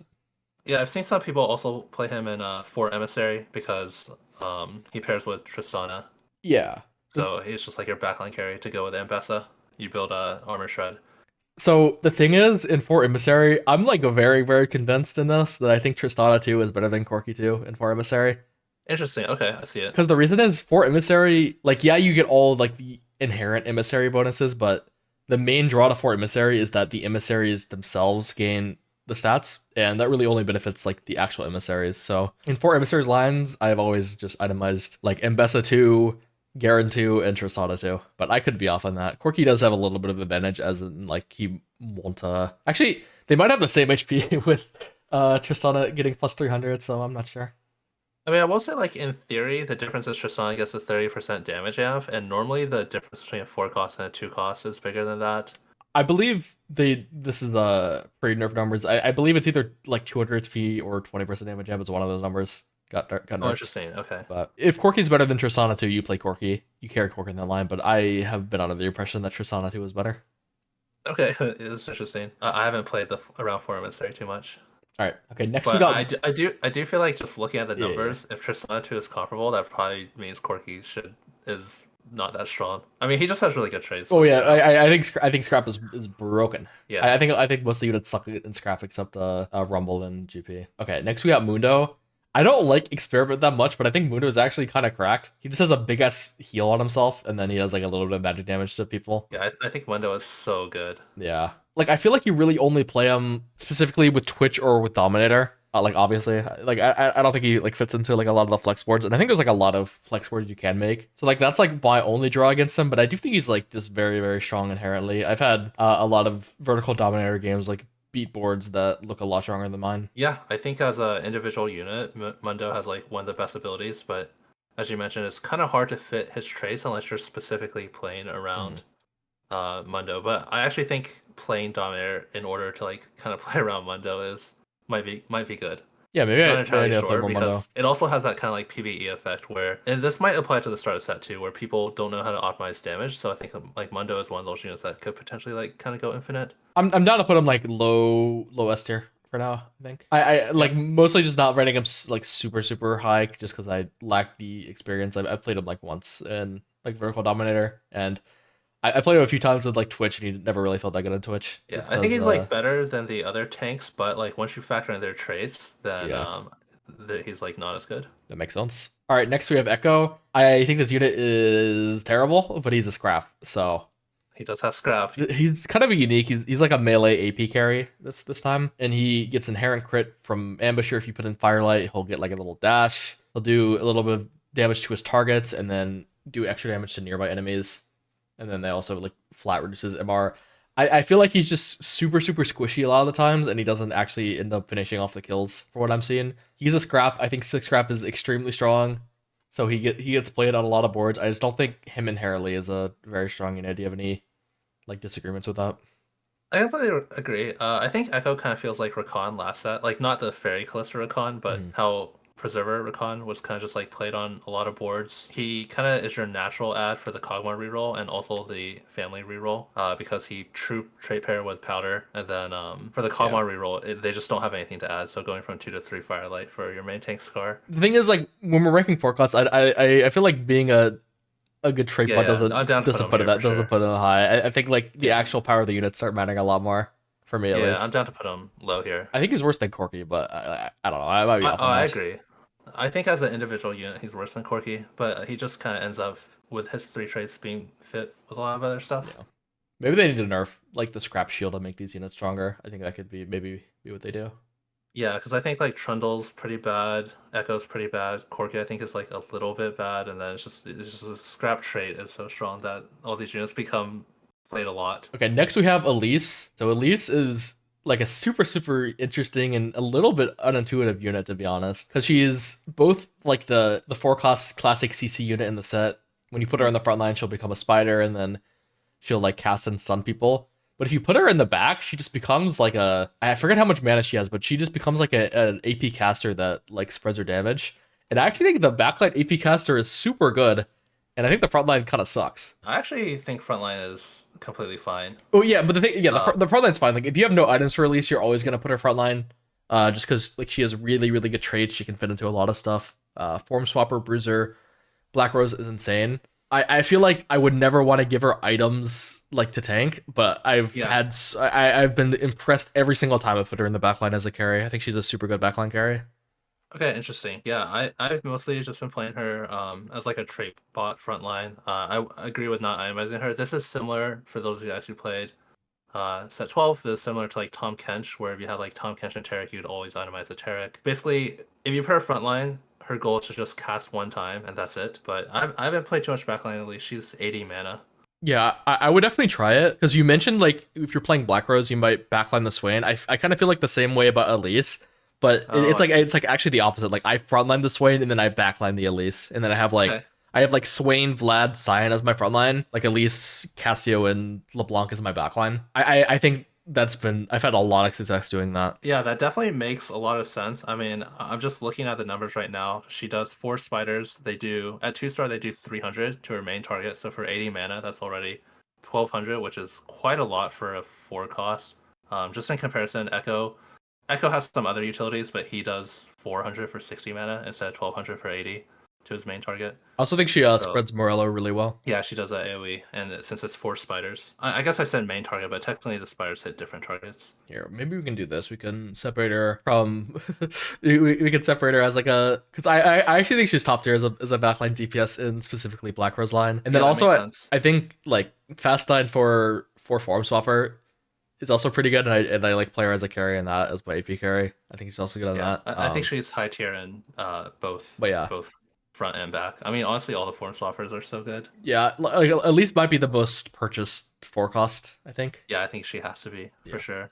So she kind of can't not be S tier, but I do think the like if you have items specifically, she's like a stronger unit as a backliner. But if you just need her as a trade bot with no items, you just can frontline her for a little bit of extra CC. Yeah, cool. I'll need to try that out. I haven't played it too much, but Yeah. that definitely makes sense. All right, next we have Garen. I thought he was a carry for like the longest time, but he's actually just a tank. Yeah, After I he does think this guy just damage, wants tanks. he has a flat heal based on its max HP. He gains a shield based on his max HP and some AP. And then it says slams a massive sword, but it does like no damage. Basically, he's just an HP tank. He gains durability from Watcher. His emissary bonus is 20% HP to allies. I think this one's yeah, pretty mid yeah. compared to the other ones. Yeah, he gives the units to the left and to the right of him HP. I feel like he's kind of mid as a unit. I've played him. He gets played in the Watcher Kog'Maw comp, so I don't really think he can be low tier because I think that comp's really good. I've also specifically used him in Black Rose since I'm playing at least in the backline.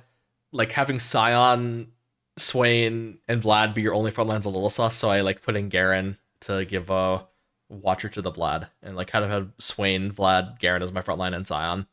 Oh, can you give emissary to Scion? That actually sounds Yeah, pretty you decent. can give emissary to Scion. Okay, he's also good in the Vander reroll. So yeah, I think he deserves like a low A tier because of that.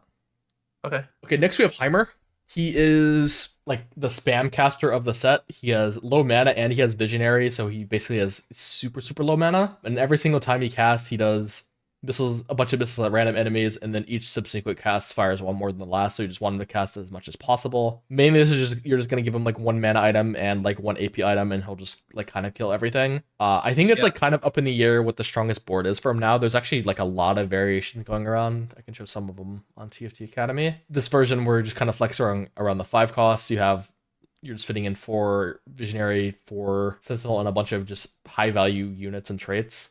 Like you're putting in Rumble, use Jace Mals. There's also just like pure Sentinelheimer, kind of playing him with duo carry Corki. Aesah saying that maybe Nami and Lux is better here. I could definitely see it. But you're just playing 6 Sentinel frontline. This kind of reminds me of that old comp from set 10, Ari. Very, very similar. And then we also have like vertical Visionaries. It's a little bit similar to this, but instead of playing the high value units, you're just trying to use 8 Visionary because he gives you a bunch of mana and an extra heal. I think this one's a little bit for fun.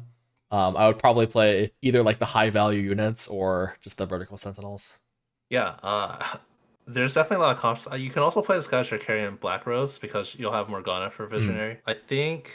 And Academy. Yeah, Sentinel intuitively makes sense because he kind of scales infinitely into the fight. In fact, his ult is really similar to Faded Syndra from set 11, except it's not single target. Has like a really similar mana cost, cast time, and it like gets stronger every single cast. I don't know. I think like, this unit feels really strong. Yeah, he feels strong to me as well. I feel like it might be like fake though, because he definitely benefits from PV being faster or shorter fights, or sorry, longer fights. I mean, they're a lot longer fights. So I wouldn't be surprised if he actually ends up being weaker on launch, but like on PB as it stands, I think he's like really strong. I think it's pretty hard to play for Heimer also because there's not a lot of blue buff users in the set, and like he really wants blue buff, but it's not that good to slam a blue buff early. I feel like because there's not any other really good users for it except Heimer specifically. I mean, you can use like Lux. I think she's like okay with it, but yeah, I see what you mean. Oh, I mean like late game. Like it's good to like yeah. Like there's a lot of good early game users, but there's not a lot of good late game users. I feel like Heimer in the 4 and the 5 cost, he's the only like really good one.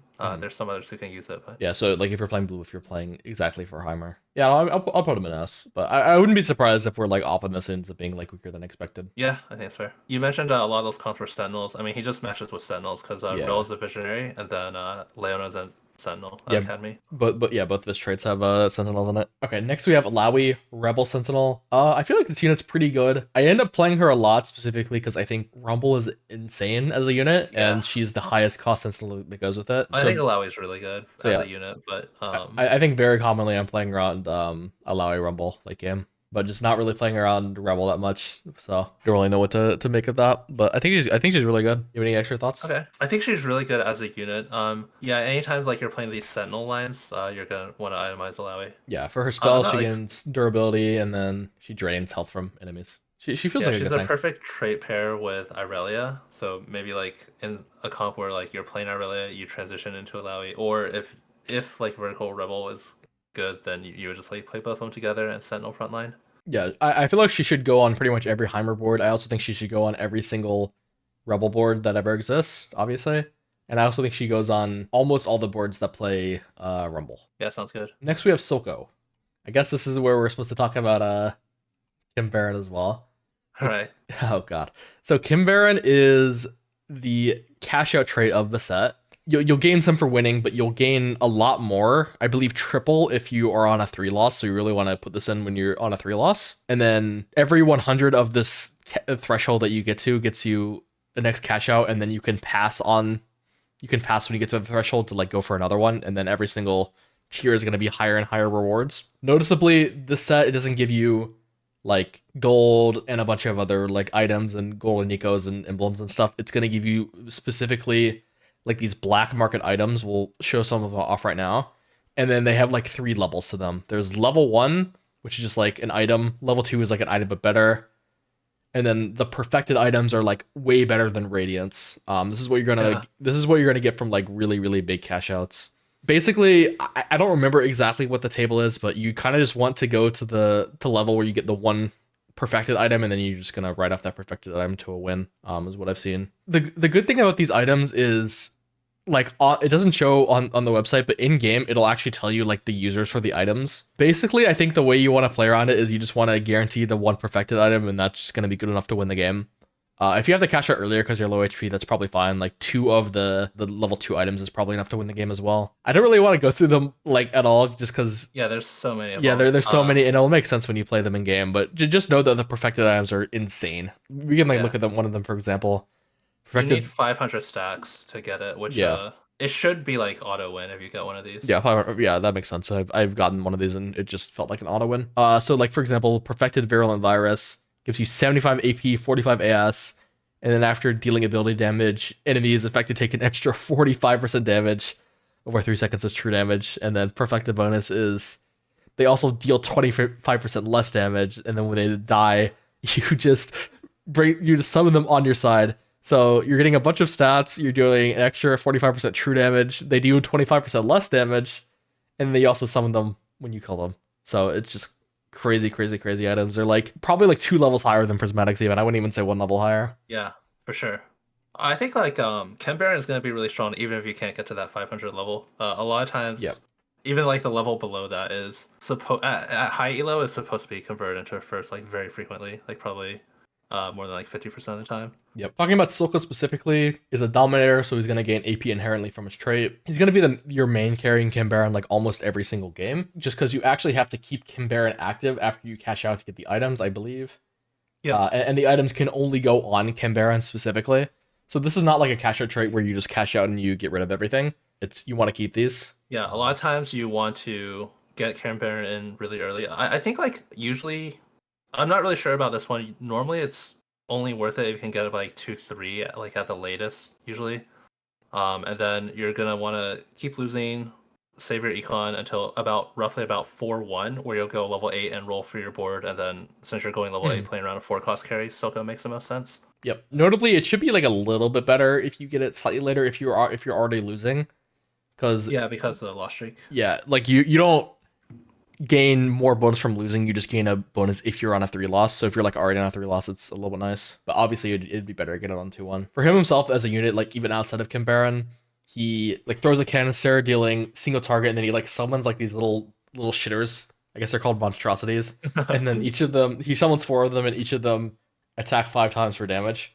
I don't know, he's felt pretty good as a carry to me. In Vertical Dominator specifically, it seemes like he's not doing that much, and then you just blow up the entire enemy board. It's kind of how I felt when I played him. Yeah, I completely agree. Vertical Dominators, you try like stall it out. I've actually like Dominators with Black Rose. Cassiopeia is kind of like the link between those. And then Dominators, you just want the fight to go long. So Black Rose synergizes with that. And then Silco, just by casting, will give himself... He kind of has like a built-in Archangel effect. Yep. And they're probably going to be the main carry in a standard like Dominator line. I think there's like probably a justification to put him S, but I haven't really seen him like completely crush it on the opposite side. He's felt like okay at the couple times I played around him. So like maybe I'm underrating him, but I'll definitely put him in A.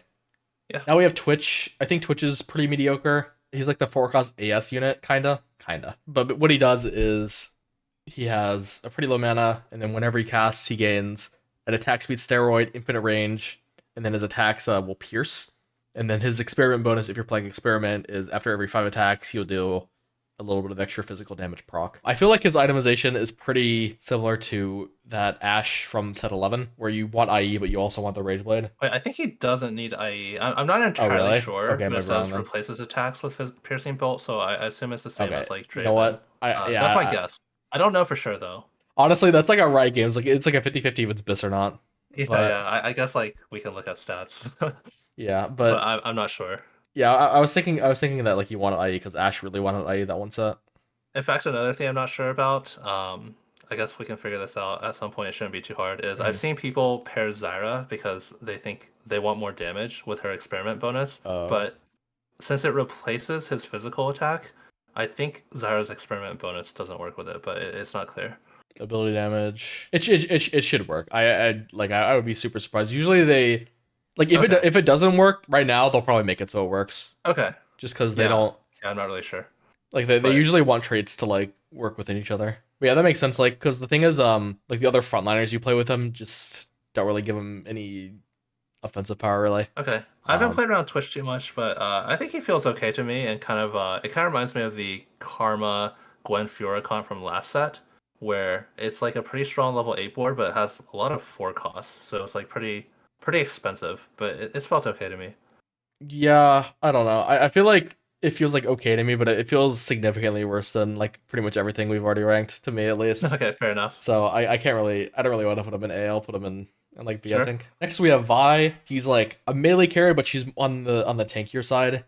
She gains a shield when she casts, and then stuns her target. So she's has a little bit of value. You can like put her in front of like the enemy melee carry. She can duel them really well because of the stun. She'll slam them down doing a bunch of physical, and then she'll do physical single target, and then she'll do like a little bit of AoE shockwave, and then do like a small AoE stun as well. So she's like a mix between like a tank, a single target melee carry, and like a CC utility unit as well. Yeah, I think Vi is probably gonna be like your main and carry in enforcers, which Yep. I mentioned. I think it's like a super strong line. Once you get to Vi on level 8, it's pretty easy to fit in 6 enforcers. Then you just move your Camille items to Vi. Yeah, I think she's really strong in six enforcer or just enforcer vertical in general. I think vertical pit fighter is like pretty good with emblem.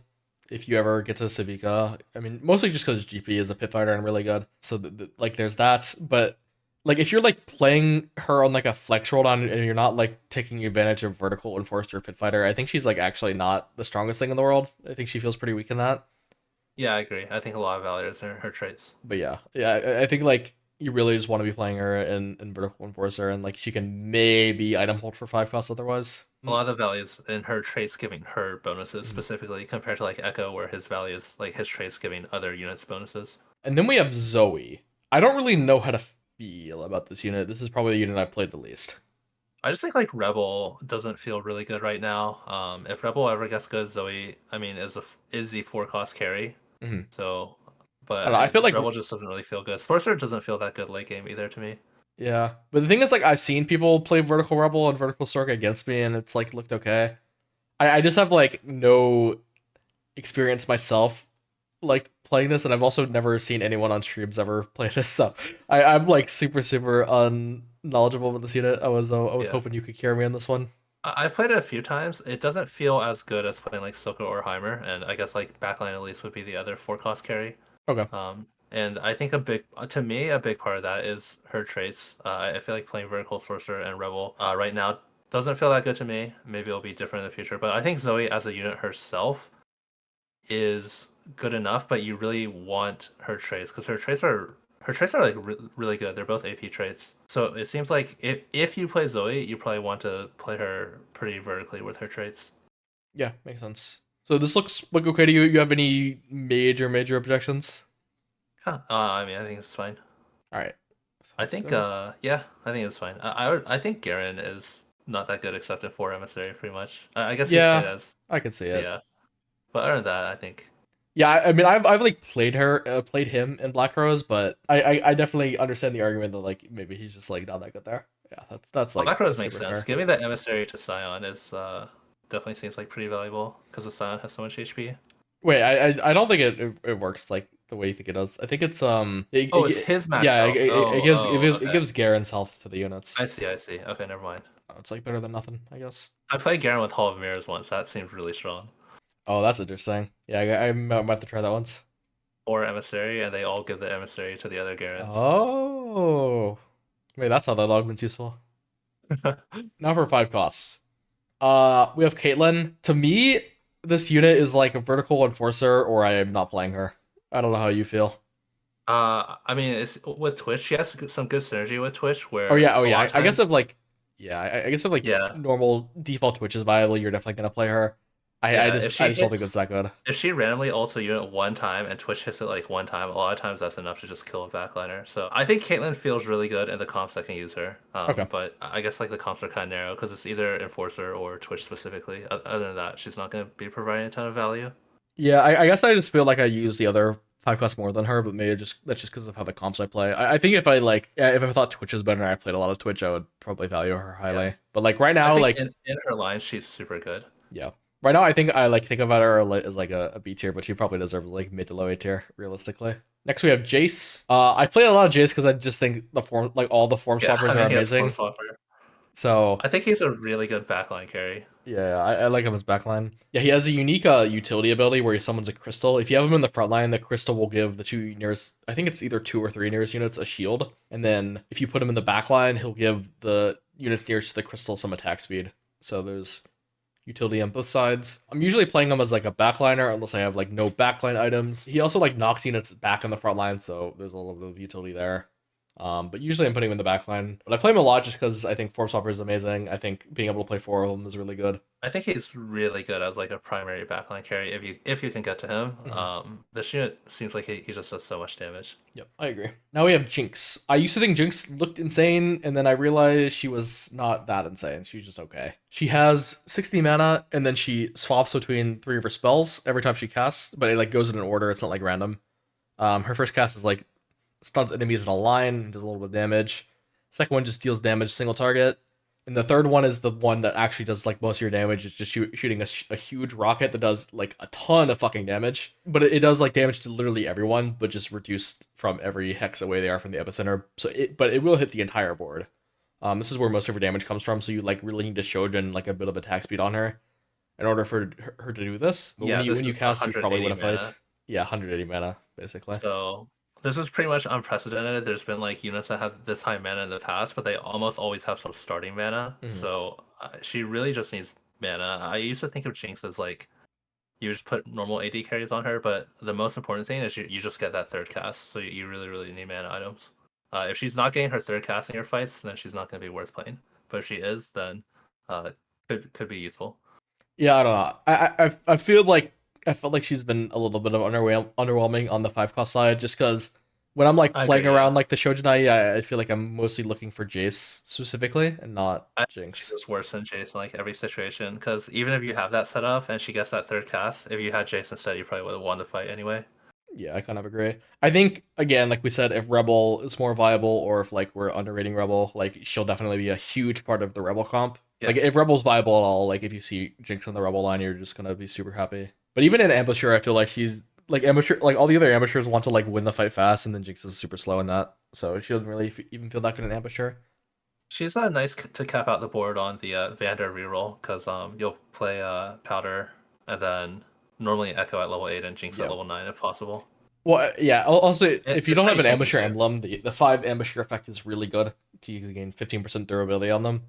I guess both the times I've played Ambusher, I've had the Ambusher spot, so that never came up. But obviously, it's really strong if you actually need that effect. I guess if you end up playing Vertical Amateur, obviously she's gonna be nice Yeah, to see. yeah. I don't think she's as good as Caitlyn or Jace personally. Yeah, I think she's pretty low to me. Yeah.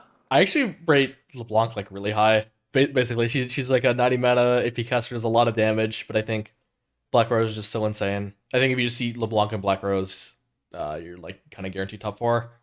But also just like late game as a Sork, I think she provides a lot of value. I don't know if this is correct, but I usually end up dropping Nami for LeBlanc too late game on like the Swain boards. Yeah, I think it's really hard for me to evaluate like how much damage she's doing, but it is to know that like she does provide utility. She's a true Yeah. trait pair with Vladimir, so like you just get that Sork for the rest of your team. There's not really any other if you're not playing any other Sorks. She's all, or I guess like Swain could be one. But Sork just has that team wide AP, Mhm. so it's nice to have. I don't know. I've seen enemies playing like vertical Vlakos or vertical Sork like with LeBlanc carry like completely decimate me. Oh yeah. Yeah. And I've also like just like have her with just like random leftover AP trash items on like level 9 5 quest boards also do really well. So I think this unit's very strong. Yeah, I agree. I think she's strong individually as a unit and also strong just like as a utility 1 star for her traits. Like she's just strong all around. Makes sense. Savika, I used to think she was like the best unit in the game, but now I think she's really good, but I don't think she's the best unit in the game. I don't know why I thought she was the best unit in the game. Basically, she's a pit fighter. High roller is like her unique trait. It makes it so I mean, basically like her spell is random every time she casts, and the casts have a chance to be a jackpot, which is just that spell, but just way stronger. So she's like fight RNG incarnate, and then Yeah. Kim Baron is just like the Lustric eco trait like we talked about. So it's not really relevant. So like her main trait that's giving her combat power is Pit Fighter. One of the things is Vi and Enforcer is a Pit Fighter, and then GP is also a Pit Fighter. So if you're ever playing around Enforcer or GP, which is very, very common right now, you're gonna be capping around Civica. She's just your like quintessential melee carry. Probably like the highest cap melee carry. If you have 80 items, this is what you're gonna want to end on. I wouldn't really worry about that much on 5 cost, but you just want to give her probably healing and damage and like 1 utility or something. Savika has one of her roles. It's like it's really rare. I think it's like close to 1%, Mhm. where I think she just like one shots her target. Yeah, I think It it, like knocks him like off the yeah board, like knocks you them off said. the board. Yeah, I think I've it's seen like a that. 1% chance. So if you're going up against like a 3 star and you think you can't win, like this could be something you could look out for. Yeah, I lost. Yeah, I remember losing to that once, being pretty mad. Next we have Mal's. I think Mal's sees play specifically with Heimerdinger, and you kind of always want to play him with Heimerdinger, or you always want to play Heimer. You always want to play Mal's when you're playing Heimerdinger. But outside of that, I don't think he's play. I'm not very fond of this unit. I think the entire automata tree just Mhm. like doesn't. It's not very cohesive. So like that trait, like like maybe you'll just activate it randomly somehow, but there's not a lot of the other units you want to play. Like maybe you play like Blitzcrank with Dominator, with like a Mordekaiser or something. But yeah, to me this is just if you're playing Visionaries, you'll play this, and otherwise you're probably not gonna play Malzahar. Yeah, but the thing I think is pretty good in Visionary, like as a Oh, I unit. think he's really yeah, I think he's really good. If you can fit him, I just feel like he's pretty hard to fit. He does have Magic Shred, so if you Mhm. really need Magic Shred, you can play him instead of a different unit. I think he's like a lot better than Jinx. Just like as a unit, you're just gonna it's gonna be rare that you can actually have a line with him. He's basically just like the Heimerdinger duo carry. Yeah, Malzahar also scales infinitely into the fight. Like basically, the longer the fight goes on, the more valuable he's going to be because his damage over time ability lasts forever. Yep. True. Next we have Mord. I feel like this guy is just disgusting how much damage he does. This guy's really Um, good. so he gains a little bit of durability, does a bit of magic damage, and then he also like pulls in the four closest, so like a little bit of backline disruption maybe, but often you're just pulling the front line forward. So you're do like a decent bit of burst damage at the start, and then for the next 10 seconds, you gain 30% Omnivamp plus one range, and then every single attack is just a massive slam that does huge single target and then like a little bit of AoE as well. Basically, he just does a fuck ton of damage, and he's pretty tanky as well because he gains durability on the cast and he gains 30% on the vamp. I think he's like really good at 2 star. And then if you're playing, he also enables 6 Conquer. If you find him early, you can play that. I think Quicksilver is like definitely best in slot on this guy. Like If he doesn't get full crit or CC'd, something. yeah, like at 2 star, for sure, you could go like a build like this. At one Mhm. star, you might want like a Vow or something to make him cast. Yeah. I've seen him like do some disgusting things to boards that like I think he like sees less play like you'll play him on less boards than like Jace and maybe even LeBlanc, but I feel like he's usually more impactful when you actually have three items and are doing stuff.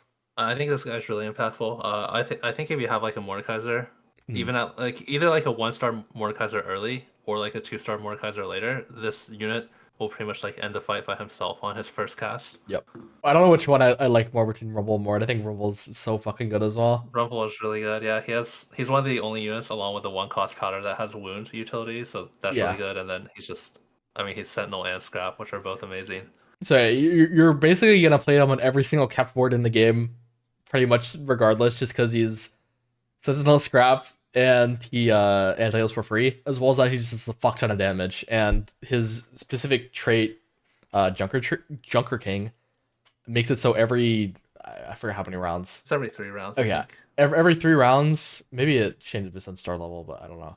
Every 3 rounds or something, he gains. You see like an armory that lets you pick out upgrades. One of them will always cost 0 gold, like called like spare parts or something. So it's you're never gonna be forced to spend money. But if you want to spend money, there's like I believe 8 different upgrades for him that just make him even stronger. And a lot of them are pretty strong. Like some of them give him tankiness, but most of them just make him do more damage. I think he's really good. I think he gets C play on like every single cat board, and he's good on those boards as well. So I feel like he's the best, but I could be convinced like Mort can carry harder. Okay. I haven't been playing Rumble on a decent amount of cat boards. I guess like, because you say the boards Oh, you're playing around. maybe I'm playing too much GP, but Yeah, on the other boards with like Twitch or like Enforcers, like you're playing around like kind of like Caitlyn, Bruiser, and yeah. not playing around Sentinel. But if you are playing around like Gangplank, and then you're playing around Scrap and Sentinel, basically you're playing around his traits. There's no way you're not playing him in Enforcer. You got Loris. In a what you said? There's no way. Oh yeah, yeah, Yeah, you have that's Loris true. for Enforcer. Yeah, you do play him in Enforcer. That's true. Yeah, I guess I'm playing a lot more GP than Twitch right now. Maybe you don't play him in Twitch. I I think mean, this is how I'd rank the 5 costs right now. I think we've I been. think Jace to me feels actually like because it just feels Mhm. like you're always playing for all like you want to play all 4 form swappers a lot of the times. I could see it. Like Oh, I mean that's fair. I've seen Mord like solo beat the 5 cost boards by himself, and Yeah, I mean I feel like he can Rumble. do that. I feel like Rumble for me is more ubiquitous than Jace. That's why I have it more Okay. like this. But I could see it. Yeah, looks good. Okay, now to talk about items. I guess we're just gonna go through them one by one. Here, we're just gonna talk about like the changes to the items from going from one set to the next, whether it's like actual functional changes to the items or how it interacts with the different units in the set. First off, we have adaptive. I used to really like this item because it was a very good frontline item, and then it was also like an insane backline item. After they changed how the mana stuff worked. I forget what patch it was, but there was a patch in the previous set that gave this item one of the biggest nerfs I've ever seen them give an item before. They basically made it so it like didn't bypass the mana lock and it gave like less stats. And ever since then, I've like really disliked this item, at least for backline. I think it's like a mediocre frontline item, but like nothing amazingly special. Do you think this like interacts with any units of set in a particular way that makes it better, or is it still just like kind of bad? I'm not really sure. As you mentioned with the mana lock, it's better on units that like don't have too long cast animation, of course. But I'm pretty not sure about this item. I didn't play too much at the end of last set, but I know like my study group with the like Milk and Spencer and some of the other Worlds players were or regionals players were like really divided on whether this was good backline. But I know like Milk and Spencer thought it was like better than Shojin on like set 12 Seraphine Soraka, but a lot of other people thought it wasn't. So Oh no, I'm honestly not really sure. no, it definitely wasn't. Like, there's looking at the average placement of the item and not like thinking about it. Yeah, I think these guys don't know how to use stats, unfortunately. Sad. Yeah, this item always has good stats just because it's like not built that much, and like Shojin's literally built by everyone. Like, even if Shojin's a much better item than adaptive, like just the fact that everyone's building it makes it gotta be look a little worse in the stats. So that's where like you kind of have to like look at it in game yourself and like do the math on how the mana works out. And personally, I don't really like this item. The benefit of this over other mana items is that it is adaptive in the name. It can be put on frontline.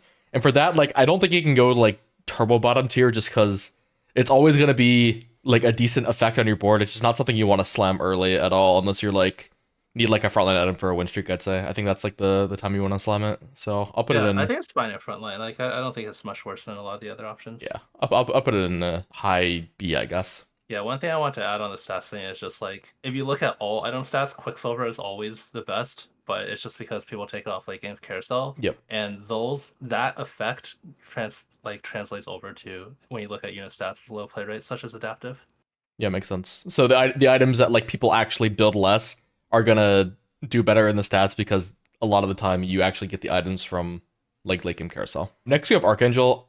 I really like Archangel. I think there's a decent amount of units in the set that either want to play for stall or have like a different scaling on their thing that like or on their spell that makes it like better than like a crit effect or like a damage amp effect. So I really like it in the set. I'll probably like rate it S tier. The only thing that's like that I don't like about it is that it uses a tier for AP, and often like the way item economy works out is like you really want that like one mana item and then like the one AP item, and it's kind of hard to get that balance if you're spinning a tier on Archangel. But for the item itself, I think it's top tier. The only argument against it, I think, is that just the tier is pretty costly. What do you think? Yeah, Tier and Rod, like normally on the comps that want this, those are like your two best components. So sometimes it can be like worth it to split them to make two good items instead of one like this item. It's probably a bit worse than like Dominators. Yeah, But yeah. it synergizes really well with Visionaries, synergizes really well with like Kog'Maw. Yeah, I think it's fantastic on Cog. It's amazing on all the Visionaries. I think it's really good on Elise. I guess like you probably wouldn't want it in like Storks or Dominators, I guess. That's just something to consider. But I think on Visionaries and Elise and some other stuff, it's just amazing. So I'm gonna put it like middle of S tier. Only like not like top of S tier because I do think the tier is pretty costly most of the time. Yeah, it's also not as bad as people might think in Storks and Dominators. AP Yeah, is I just agree. like it just scales really well. Let's Yep. just say like 10 seconds in the fight, that's giving you 80 AP. So let's say you already have like 6 Stork, which is I want to say like 60 AP. You're still getting more damage amp than I mean you're getting as much as like a Giant Slayer that's activated, like as much extra damage. Makes sense. Next we have Bloodthirster. I never really feel like this item is like overpowered, but I also just think it's usually just gonna be the best healing item for like melee units. And I think it's just gonna be very commonly built. I think it's like they kind of made the game where this item is BIS on every melee usually. Yeah, So there's I basically think 3 options if you need Omnifamp, Bloodthirster, Gunblade, and Hodge, and VT tends to be the best. yeah, so I think it just like deserves a default S tier, even though I don't think it's overpowered. I think it just like has to be built on so many games. I think like Ambessa and Vi as a 4 cost, they both have some built-in Omnivamp, but usually you want more than like what the unit Yeah. provides just through Pitfire or the yeah. Yeah, I actually can't remember an example of like a unit that like just gets by off its default Omnivamp. I guess there's like stuff like Neela from the last set, but that unit like played more like a melee or played more like a range than a melee sometimes. So I'm not really sure if that really Yeah, I think tracks. this set doesn't have any two range units. There's Aesah. She Oh yeah, does. that's true. Yeah, like her Yeah, half but the then time she she has jumps two in. range. Yeah, so it's a little bit different. Next we have blue buff. I mean, I think this item is always good. Just it's always just a question of if the holders exist. Currently, this set I believe there's like Like Heimer, yeah, Kog'Maw. Heimer Cog is I the think two those are like main. the main two. I think it's actually feels kind of narrow this set because I don't think there are any others that are like amazing with it. I think like Savika and Caitlyn can use it as well. Yeah, 60 and 50. It's not like ideal, but it's Yeah. like if you like somehow use like a blue buff to fast 9, that's what you would consider, I Yeah, it's suppose. just like if you're playing tempo and then you're not specifically playing around Heimer, then that's probably gonna be like some of your best holders. Yeah. I think most of like the late game carriers where this is ideal is just gonna be Heimer and Cog. I put it on Camille one game. She just used 25 mana and it didn't look that bad, but I wouldn't be surprised if it's like overkill or like not needed, I guess. Yeah, Uh, it's probably okay. so Probably yeah, not like best in slot, but it's probably pretty good. it's okay on some of the one costs as well, like Lux and or like lower costs. It's probably fine on, like the lower cost visionaries if you have visionary in. Oh, it's good on Cassio as well. Cassio, Cog, Heimer. So it does seem pretty narrow to me. It is a good effect. So like probably like mid to bottom of A tier just because of how narrow it is, but it's like good when those units are in meta, I'd say. But it's just gonna be a very specific time when you summon this item, I think. I think like this item for blue buff, the units it's good on, it's like really, really good on, but it's like kind of narrow what units are good with it. Mhm. Next, we have Bramble. I used to think last set this item was the worst item in the game. Then I think they gave it like 15 armor or something in the middle of last set, and then I started making it like in heavy 80 lobbies where like at least five of my opponents were 80. I think that's like kind of the break point in my head I kind of made. I think it's pretty underwhelming outside of that scenario though. So it's just like pure situational. I think it is very very good in 80 lobbies. Do you have any thoughts about this? Yeah, I pretty much agree. I think it's kind of sucks because having consistency is kind of important Yep. where you don't want to just go into an AP matchup and then you're just down a full item. It's doing almost nothing. Like you said, if 5 out of 7 of your opponents are AD, then this is becomes very good. But Yeah. otherwise, I would rather have almost any other generic tank item instead. Yeah, I think I'm gonna put it like B tier just because of that. But like, you just have to note that like this item is terrible if you're in an AP lobby. You just have to be mindful of that. Okay, next we have Crown Guard. I always feel like this item is fine. Most of the tanks they make usually scale off AP. We can think of some examples of set like there's Scar, there's Blitzcrank, there's Loris, there's Swain, there's like Vlad. There's like a lot of examples. Mm. Usually the issue with this item is like using the rod. Sometimes the rod becomes super valuable. I don't know. Is rod even like that valuable this set? Like, Yeah, it goes both ways just because a lot of times when you're playing AD mhm. lines, you really don't want rods. So then like Crown Guard becomes a Yep, that's true. really nice item to get rid of your rods if you don't want them. I mean, I always think this item is just pretty good. It's a lot more useful to set on 4 cost than it used to be because I think it's pretty good on Mord and Alawi. I think last sets, I believe Crown Guard wasn't very good on the 4 cost tanks because it was really bad on Rakan and really bad on Kench and pretty bad on Tarek. Yeah. But this set it's kind of not. So I think it's I'll put it top of A. It's about good right now. I can adjust it later. Deathblade. This item was pretty bad because it like didn't give you that much for like killing 2 swords. Swords in the comps that in 80 comps are actually pretty good, and they're just bad in AP. But this set they gave it 5 more AD, which is very relevant. I don't really know how this affects item builds, like if it makes this desirable to like kill 2 swords. Like I'm envisioning like this item is gonna be pretty good, but you still won't be able to make it that often just because of how good swords are. Yeah, Also, I kind think of wondering. it's kind of similar to Archangel, where a lot of times it's like your true best in slot for Mhm. crafted items, but it's just gonna be hard to make on the units that want swords because a lot of times, similar to Archangels, you could rather make like 2 good items instead of using both your swords to make like one slightly better item. All right, so how do you think it compares to Archangel in like in that point of view? Because like in my mind, it's like worse than Archangel, but Yeah, I think it's like not as good as Archangel, but I think put like it put in especially like for A. AD, yeah, because like Archangel's is like a pretty big step up from like the next thing, whereas Deathblade I think is like a smaller step up. But it Deathblade is pretty much almost always like best in slot for every AD unit Got that it. just wants pure offense. Okay, one sec. I have to make sure we have enough slots to put the stuff in before I Okay. look like an idiot. You can put multiple on the same dummy, probably. Oh, yeah, you're okay. You're damn. I'm getting carried. All right, okay, we're fine then. All right, next we have Declaw, Dragon's Claw. I mean, to me, it's just kind of the same with Bramble. I do think it's a little bit better than Bramble as like a just generic item because I mean it gives more max health and its additional effect that it heals is more relevant to a tank than just like the extra magic damage usually. Say it's like a little bit better than Bramble. There's situational uses Yeah. where the healing is like pretty relevant, but Yeah, if you just have like it a unit with suffers. like a billion HP, the Declaw is going to become amazing. I don't really Yeah, know if that comes up this set though. it just suffers from a lot of the same issues where it's like really weak in AD matchups. But Yeah, I I think think it's it better can than. come up. There's certain anomalies and setups. I saw. I was just watching Mhm. Gray play a game where he fought against a Nunu that had like 12,000 HP with a anomaly that scaling and then plus like 6 bruisers. Interesting. I think it's better than Bramble. I don't know how you feel. Yeah, I think so too because like can be useful. Whereas the Bramble effect is Yep. just extra damage, which is kind of nice early game, but just not that relevant. Yeah, I agree. All right, next we have Protector's Vow. I've always really liked this item. To Yeah, me, I mean, I think this is just one of the most premier tank items because usually the tanks you want to play late game, or just the way late game fights work is like your tank casting early is going to be more mitigation than like traditional mitigation stats usually. yeah, Um, absolutely, and it could be the difference. The 30 mana on it can be the difference in a full cast, whether that's like your first cast even or a second cast. yeah. For example, if you have at least two with one tank item that's not Val in a late game fight that actually can potentially not cast frontline, Yep. but with Val it's like pretty much always gonna cast. The one caveat is that tier is really hard to use in a lot of comps. Yeah, To me, this is like 80 only, but the thing is like 80, like sometimes they even want the tier. Not like that often. It's like not that hard to make a vow in 80, but it's pretty much unbuildable in AP in normal circumstances. yeah, agreed. Yeah, I think of it like the same as Crown Guard. I think it's better than Crown Guard. I completely agree.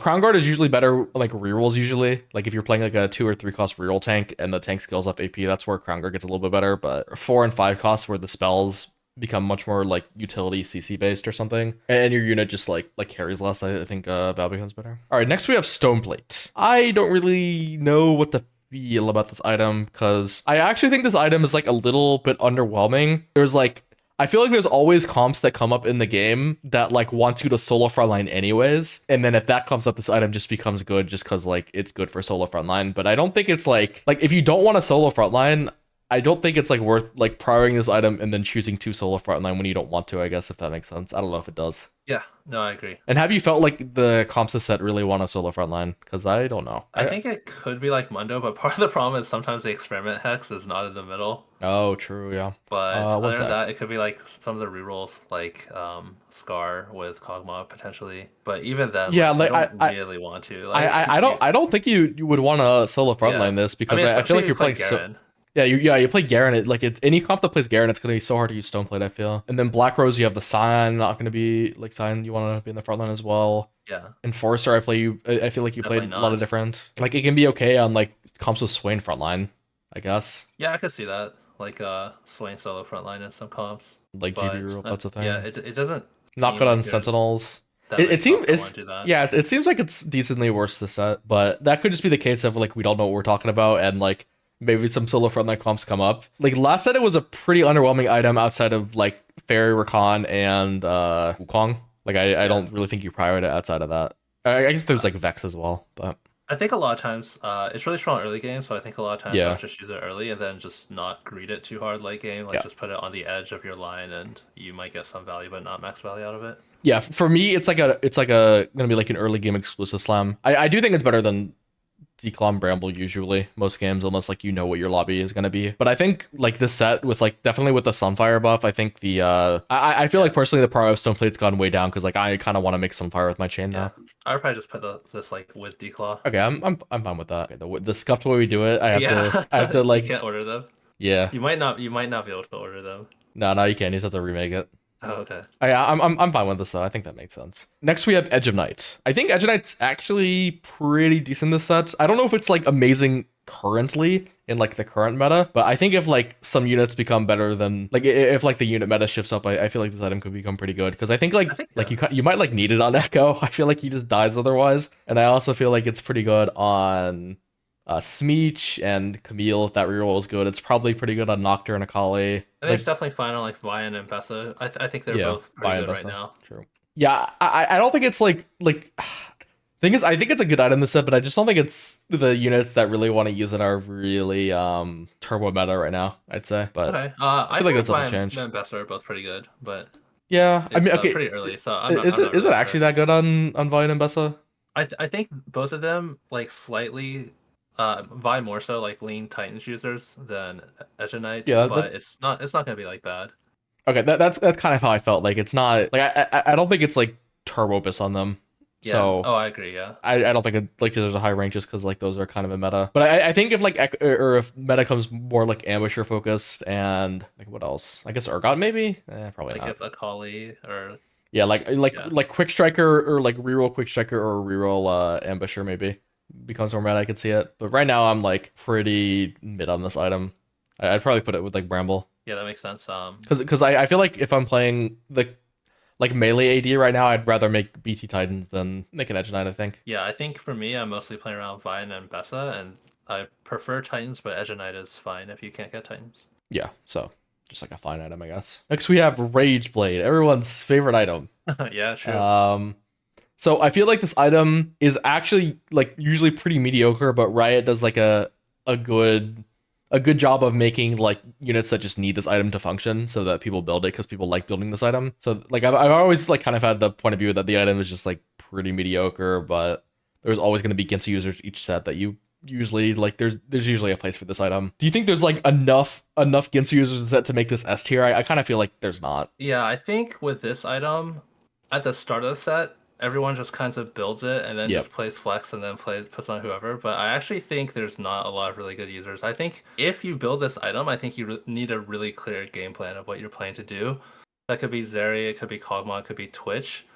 But I think unless you're, I mean, I guess maybe like Gameplank, but I feel like in general, or maybe some of the one cost like Draven, of course. But I I feel like you need a real clear game plan if you're building this item. Tristan, I think, is good as well. Yeah, for me, it's like you're playing Draven, you're playing Trist, you're playing Zeri, or you're playing like Twitch or something. And outside of that, I'm not really impressed with this item. I think it's I'm pretty really not mediocre. a fan of just slamming this item and kind of playing just like flex, Yep. and I'll just put on whoever. It's not good on Heimer. It's not really good on Corki or Silco, or so I think yeah. I don't think it can be B tier just because like there are units that like really want this item and you like kind of need it. And I think there's like enough of those units to put it like bottom of A, I feel. Yeah, the units that's good on, it's like close to like mandatory on. Yep, makes sense to me. All right, now we have Gunblade, one of the items that did actually get a change. The set, I don't know. Okay, no, the site does have it updated. So Yeah. instead of just Omnivamp, it gives you left Omnivamp. I believe it was like 22% last set Omnivamp to you and your teammate. But now it's only 15% Omnivamp to yourself, but 25% to your teammate, I think. The previous numbers might have been 20. I don't remember the exact, but basically it's 25% healing to your team and 15% healing to yourself. The thing about this item right now is better than last set, but I don't think it's better because of like the item change really. I feel like it's better because of the comps that are in meta and some of the specific traits. Yeah, I think it's hard to tell because on PvE, you're playing against a lot of legendaries, and like Caitlyn hits backline, LeBlanc hits backline, Mordekaiser hits backline. You're playing a lot against these units that can kind of kill your carry. But when the set goes live and people actually have to roll it down before going level 9, I think your backline probably won't get killed as much, but there are definitely some comps that will just kill your backline. I think like Twitch in particular. Yeah. If that ends up happening, I think Gunblade value goes way up. Yeah, the reason I kind of like this item more is I feel like just like the particular users this set. I feel like it's really good on Kog'Maw because of the Watcher frontline, really good on Heimer because of the like Sentinel frontline. Yeah. I think the front lines of set are good and are efficient with like healing them, I guess. Trying to think it's like maybe okay on like backline Elise or just like any of the backline form swappers. Outside of that though, probably actually not gonna oh you can put it on dominators as well. It's pretty good on dominators like Silco and Cassio or whatever. Yeah, it's good on any scaling comp where you give up some damage in exchange for making the fight last longer. So like Yep. Dominator or Kog'Maw, you're gonna be really happy with that. Yeah, and my read right now is that like that kind of stuff is just really strong. So I feel like this Yeah, I item think so too. is just like good because of that. I don't think it's like S tier amazing, but I think it's I think it's something you consider a lot of the time. I'll put it like middle of A, I think. Yeah, I think at the start of the set when people don't know how to optimize damage, stall comps perform really well. True. All right. Next we have Infinity Edge. This is like low-key kind of like Ginsu, but in the reverse, as in like I think this item is really good by default unless Riot makes really weird like auto/ult exceptions. AKA like Draven the set doesn't use IE at all, Jinx last set doesn't, but like that's just kind of random. Right now we're not sure if Twitch uses this item, but if he did, like it would be good on him. But I mean, I actually just don't know. Yeah, it But should be pretty easy to figure out, but I don't know either. yeah, I just think this item is baseline good. Unless Riot specifically makes it so the item's bad on a unit, it should be good on like pretty much all the AD backliners in the game. It's good at Corki, GP, Jace, Jinx, maybe Twitch. That's a question. And then it's like not even like that bad on melee if you go with Hodge. Like IE Hodge, Vi, IE Hodge, and Bessa should be playable. Decent on ambushers as well because it gets that 10% bonus crit damage, which is relevant. Yeah, it should be good on Camille and Smeech. Yep. So I feel like this is just a good item unless Riot says like, oh, this is not a good item on this unit. So I feel like it's S. Maybe it's like maybe you could argue it's A if it doesn't work on Twitch, but I still just think this item is I usually build it all the time playing AD. I don't know how you feel. Yeah, I think it makes complete sense. Also good on Tristana, who needs to get the kill with her ultimate to scale. Yep. And I also think it's just really good item economy most of the time. These Yeah. items I would say these you components are mentioned good to get. Ambessa. I think Ambessa does mostly auto attack damage, so it's like not Okay, as so good yeah, on her. maybe But it's yeah, maybe it's not that all good. the other ones, I think. I mean, True. it's not gonna be bad. Like if you have an IE from early game and you hit an Ambessa, you can definitely throw it on her. Yep. All right. Ionic Spark. Now, this item is like kind of weird for me because I used to like really value Spark super high, and then like kind of recently in like the last few sets, I've prioritized just getting like 3 item backline more. Like they've given this item like a bunch of minor changes, so like that affects it somewhat. For sure, yeah. I feel like I've just been prioing because the item always does amazing in the stats no matter what, but I feel like a lot of that is that survivorship carousel bias at the end, or late game survivorship carousel bias makes it look a little bit better in the stats. But I don't know. I think it's good. Like Shred usually just good, but I don't think Shred is better than or like I don't think this like external Shred that you put on front line is better than getting a 3 item carry because it uses a rod, which is kind of difficult. Yeah, I agree. I think like once you have your 3M carry, then there's like nothing in the game, assuming you're doing mostly magic damage, that can add as much damage as having Shred. So you always want it. Sometimes it can be worth making it earlier, just like because the third carry item is a little more flexible. But it's not going to be like 2 item carry plus Spark is less damage than 3 item carry. Yep. I mean, to me, this is S just because like you always want. Yeah, pretty much you always this want it. magic comp. You always want it eventually. I'm just saying that like I used to be Yeah. like a 3-1 Spark Slammer, and Mm, I became like a 3-1 JG Slammer instead in I like see. the recent sets, if that makes sense. Yeah, that makes a lot of sense. But I do agree that it's S. Like you do like want and need this in like all the game AP comps. Yeah, I always slam Spark early, so maybe I'll take note of this conversation. Think about Yeah. slamming Spark less early. I don't know. It's interesting. Like it's a really good late game, but I've kind of like I've kind of just started doing the copium that like I'll just get it on Raptors or whatever. Like Yeah. that's what I started telling myself because I think it like in the ideal world you're getting this on Raptors. I feel. Yes, agreed. This is perfect as like after you have your 3 item carry, like 2 item tank, I guess it could be your 3rd item, or you could have 3 item tank and it could go on like your off tank. Yeah. But ideally, yeah, like you said, you're getting this about on like 5-1. All right. Speaking of JG, we got JG. This item I felt like used to be pretty bad. They nerfed like almost every other item in the game. Yeah, it's good now. In some patch last set, so it became pretty good. Particularly, is it like I guess it's like a little bit less good on specifically visionaries, but for Sorks and Dominators, it's great. I feel like it's either high A or low S. I don't really know how you feel about this item. Yeah, I think like I pretty much agree. I guess like probably I feel like there's nothing like super special about it, but in your AP comps, this is mostly what you're gonna use your gloves on. Yep. It's just like a really efficient way to make a really good backline item with 1 rod. I guess like and not like any other like premium components. Yeah, I think like power level it's high A, but like it probably has a better build rate just because of how the Yeah, components work like out. item econ wise, it's really good just because like a lot of times you're gonna use your gloves Mhm. on this. Next, we have Lust Whisper. I feel like there are so many Last Whisper holders this set. I don't know how you feel, but I feel like whenever I'm playing an AD comp ever, I'm just like jamming an LW on them, and I've never really felt like there's been a problem with that. Is there any specific units that like armor shred? I know Caitlyn has flat, but The only unit that has armor shred is Urgot, but it's not like very reliable. it's only 20%, and it's like it's Urgot, so Yeah, I think Last Whisper. The only set I can think of is set 10, where like people kind of want even shroud because Ezreal like did all his damage in like a chunk, and there's no one to spread Last Whisper. On Steel Ezreal. But other than that, I think everything here doesn't. Like Corki will shred everything, Twitch will shred everything, and then like they'll benefit from their own shred. yeah, With, like Draven and etc. Yeah, the only times when Last Booster gets a little awkward is when you just have like a big ass cast and like you want this unit with the Last Booster to benefit off of it. So like that Set and Ezra is a good example. But I mean all the units is set to like multiple instances of damage, I feel. So I think the one I guess comp maybe not see, Jinx, but yeah. Yeah, I think the one comp I could see Even Shroud being better in is probably like Enforcers. They have like a lot of their units do like a little bit of AD damage, and none of them can really spread it very well. But other than that, like I think Corki, Twitch.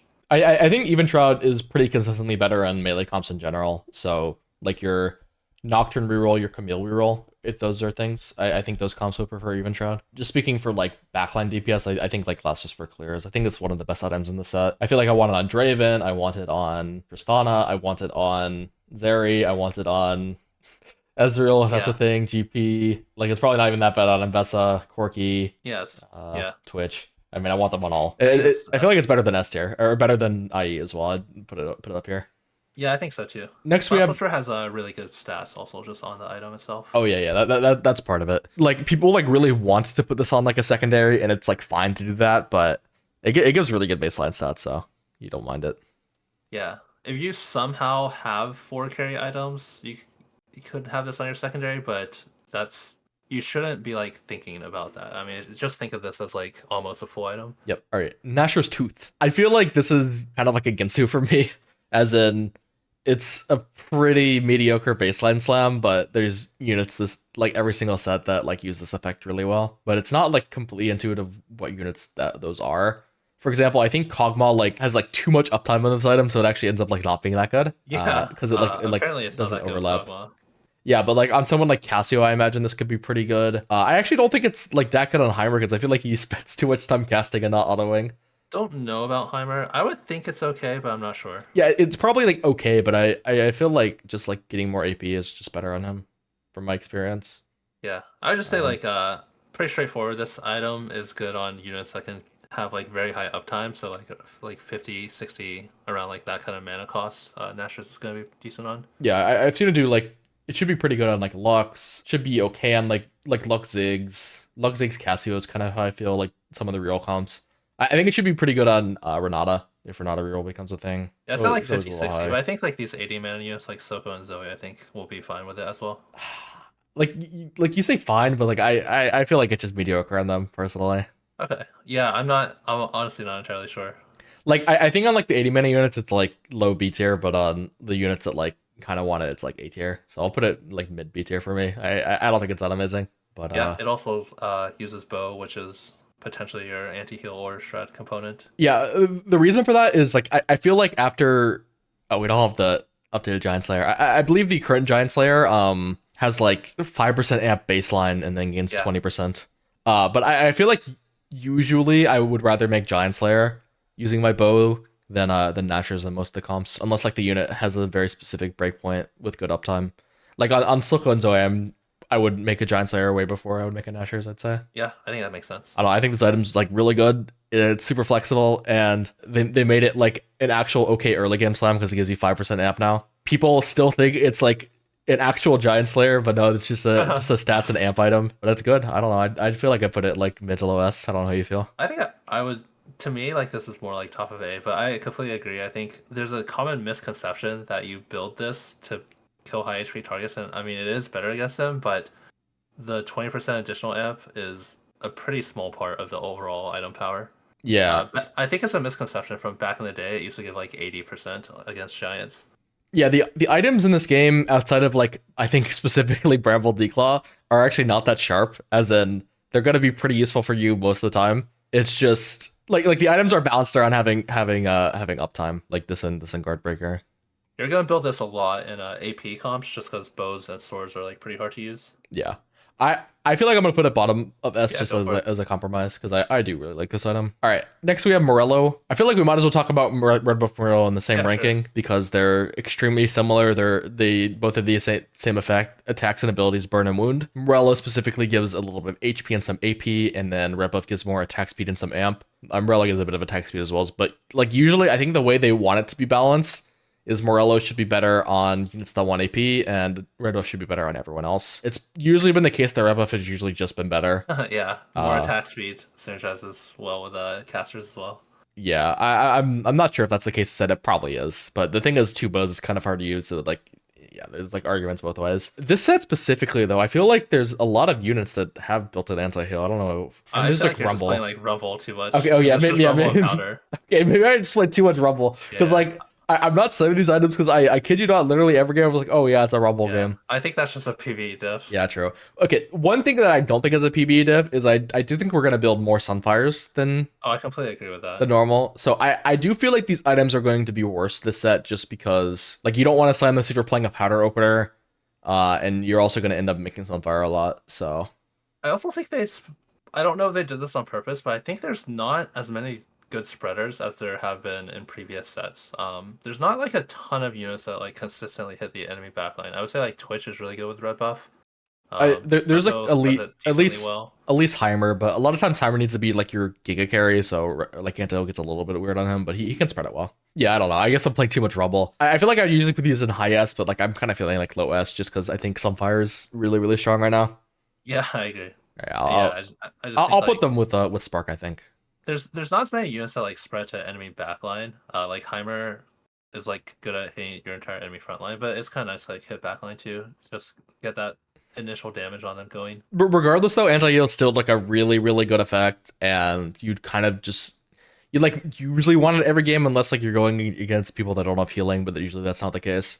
So Even if they don't like the burn, by the time you get to late game, it's gonna be yeah, pretty yeah. much as much value as any individual item can give you.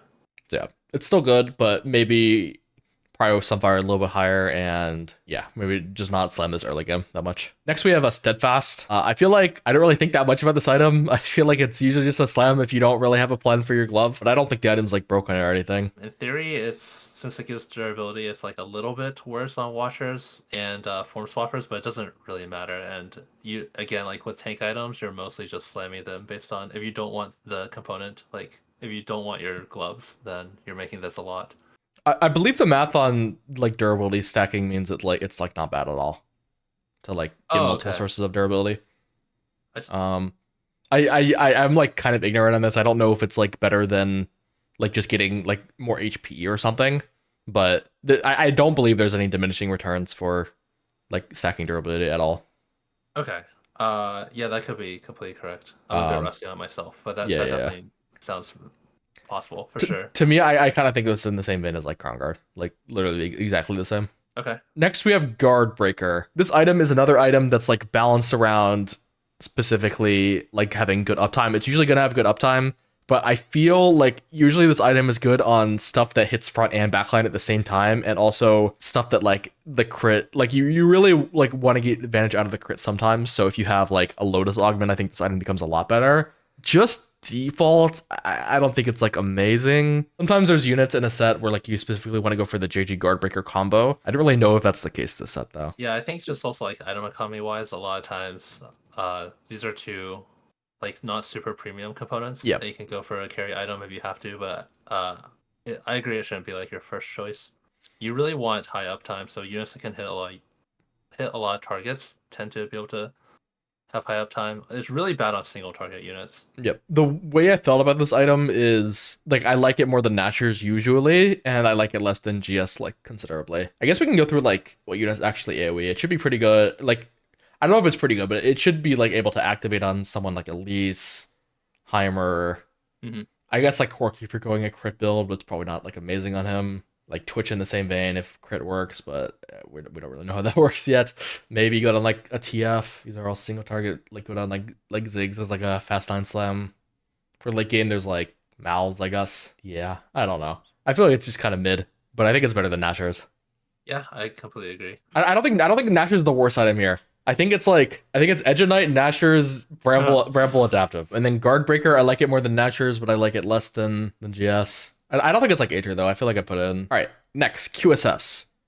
This item is usually good on like 1 or 2 units a set. I believe this set they made it so it lasts 18 seconds instead of 15, so decent buff. That's a pretty big deal, yeah.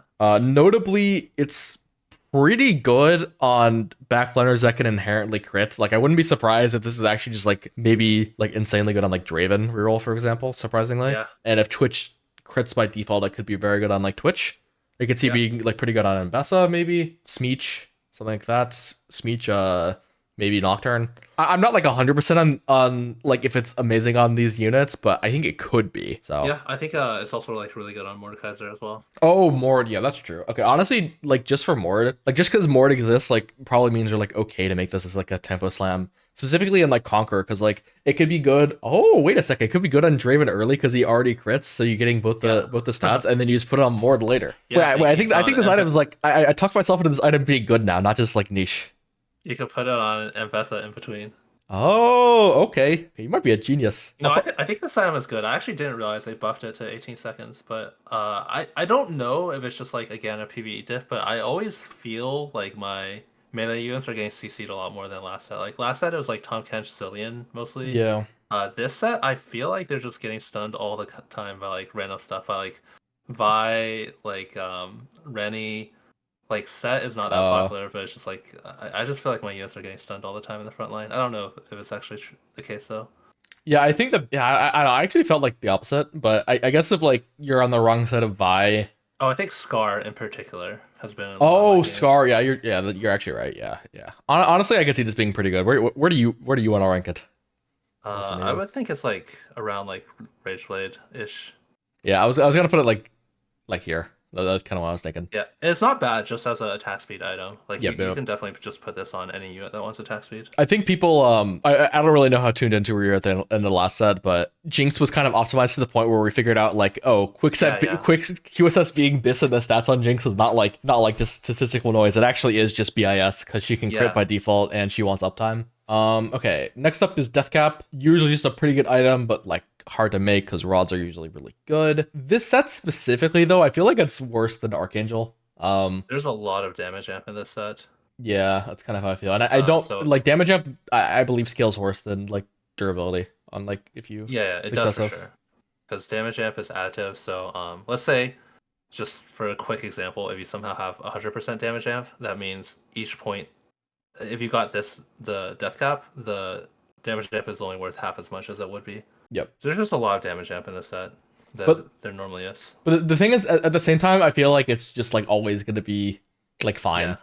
I think this is very similar to Deathblade. It's just like it's slightly better than your other AP items, but it's harder to make. I think it's very similar with Deathblade, where it's like usually slightly better than JG in most cases, but it's like much harder to make. Yeah, I agree completely. Better than JG, but I think the benefit of saving the rod is usually better to make JG plus a rod item than make a death cap. I agree. I'll put up a Deathblade. I think that makes sense. All right, next up, Sunfire. Probably the item that I guess like changes the slams the most, I feel, the set. And all I did was I just gave it 8% max health, but when it like used to have 0% max health, that's a big deal. Yeah. I feel like this item went from like mediocre, you're only gonna slam this if you feel like it guarantees you a 5 streak, to if you have a chain and a belt on stage 2, you probably make this. Now I'm actually like, I think you can actually go for this off carousel. I never really felt like that was the case previously, but now I think you can actually go for it on like stage 2 or stage 3 carousel and not feel bad. Just like the 8% max health, it might seem like a small buff, but I think it's really impactful. I think this item, it just becomes like one of the best early game slams. It's extremely impactful. We actually used to have an iteration of Sunfire that gave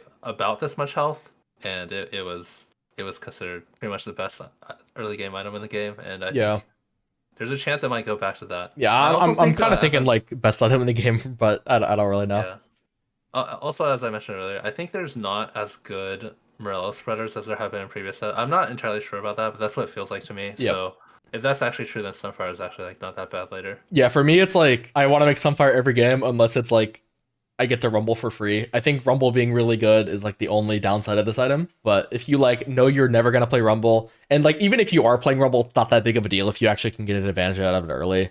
For still. sure, yeah, definitely. Um, A Rebel's not gonna have like 100% uptime on his anti-heal anyway, yeah, but I feel especially like at the this start of item the fight. is just super good. I will note though, like this item, even with like 8% max health, still becomes like not that amazing stage 4 and up. Like if we were doing a specific like Yeah, yeah, late game slam tier list, yes. I don't think I would rank this as the best item in the game. But due to how impactful I think it's gonna be on stage 2 and stage 3, I do think it like deserves this top tier slot. Yeah, if you're open belt on like stage 4 carousel, you'll almost always want to go for Rod over this.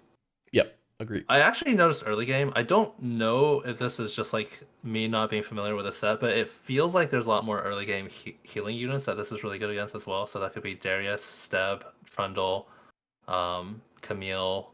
Like it just feels like there's a lot of them. Oh damn! You said you're not familiar with the set, and like I wouldn't even be able to rank them that fast. Uh, Well, I guess I'm not. I guess I'm not sure how many there were last set, but it feels like yeah, there's yeah, more units that just like heal themselves. Like even like Rennie and the 3 costs. yeah. I agree. There's like Rennie Scar. If you have Pit Fighter, that works. And people just usually end up slamming early game healing items a lot. Like you'll see BT and Hodge slams on stage 2 very often. Yeah. Vlad is another one. Vlad's probably one of the bigger ones. Oh, true. Yeah. And sometimes you also just need this to win like some matchups. There's like certain Yep. matchups where people try to build like a drain tank, and then if you don't have anti-heal, it makes the matchup like not even kidding, like 3 times harder to win. I believe there's also specific. There's like more Omnivamp augments. I don't know if I can actually search. Yeah, I don't think I can That search is true. They Omnivamp, added a but bunch of them. Um, but they definitely added a bunch yeah, of them. there's like help as well. Team gains 50% Omnivamp. I believe there's one. Yeah, Vampiric Vitality, and this one like your units game Omnivamp as well, but then you just do you heal from like enemy Yeah, like player damage. But like that's just Omnivamp. There's some silver Omnivamp ones. I haven't done the actual math on it, but I believe there's more there's Omnivamp. Just overheal right there. oh yeah, over here. Yeah, Gold overheal. yeah. You could go and count it, but the gist I've gotten is that there's more healing and augments as well. So Antidote's like very good because of that. All that to say is we both think Sunfire is amazing in the story. Redemption. To me this is like kind of in like this is like a 80 tank item slam, but it's usually not like that crazy unless you're playing like a comp like Vertical Bruiser or something. Like you would make this in Vertical Shapeshifter last set, not really anywhere else. Yeah. Maybe you'd slam it if you have leftover components like playing Vanguards or something. This set it's probably just gonna be the same. Like it's like a leftover item slam, and that you like only feel good about it if you're playing multiple high HP frontliners. Um, Redemption is really good if you have a really strong tank, and this can proc multiple times. But if you're only getting like 1 or 2 ticks, it's gonna be really bad compared to other options. yeah. So this set I could see being good in like Vertical Sentinel and Vertical Bruiser. The issue with that is that like if for Vertical Sentinel specifically, I think killing the tier for Heimer is gonna be a no go. So I don't think you're Yeah. ever gonna slam this in a Heimer comp Yeah, same realistically. thing with like Scar, like really wants this item, but Yeah. Hogwa wants 3 tiers, so you're probably not making redemption. Yeah, just the tier kind of kills it. To me, it's like in this probably slightly better than Bramble, but definitely not like And amazing. yeah. I think it kind of feels similar to like Val and Crown Guard, where it's like if you don't want the components, like you're playing AD comp, you can Yeah. make this, but it's just a lot weaker than those items unless you have a really strong tank where you can proc this like 4 times. Yeah, I agree. Like you want to build this in the same scenarios, but I just think these items are usually just stronger. Especially Vow. Like if you don't need the tier, I like Vow so much more than Redemption. All right, next we have Runons. This is another like question of if there's just holders in the set. Usually, like you can make this as like a default 80 item, but it's never really been that good at that for a while, unless units have just like a bunch of 80. Yeah. Specifically, like artillerists give decent amount of 80 if you go into like 4 or something, and Trist herself gains 80. So I've seen people put on like Trist and do okay.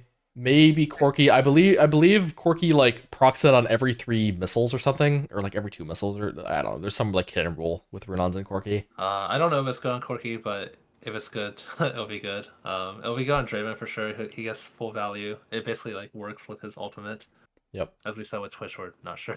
To me, this is like just like super situational, but it's Especially if your unit does more damage with their auto attack rather than their ultimate. yeah. So Draven for sure. Obviously he doesn't even have an ability basically, and then it's probably like okay on like Mbessa and Nocturne maybe, but not ideal. I like I'm like just like really struggling where to kind of put this. I'm not thinking like A tier personally, but Yeah, it could be A tier if like those specific strategies like really want Rudons and they're really good.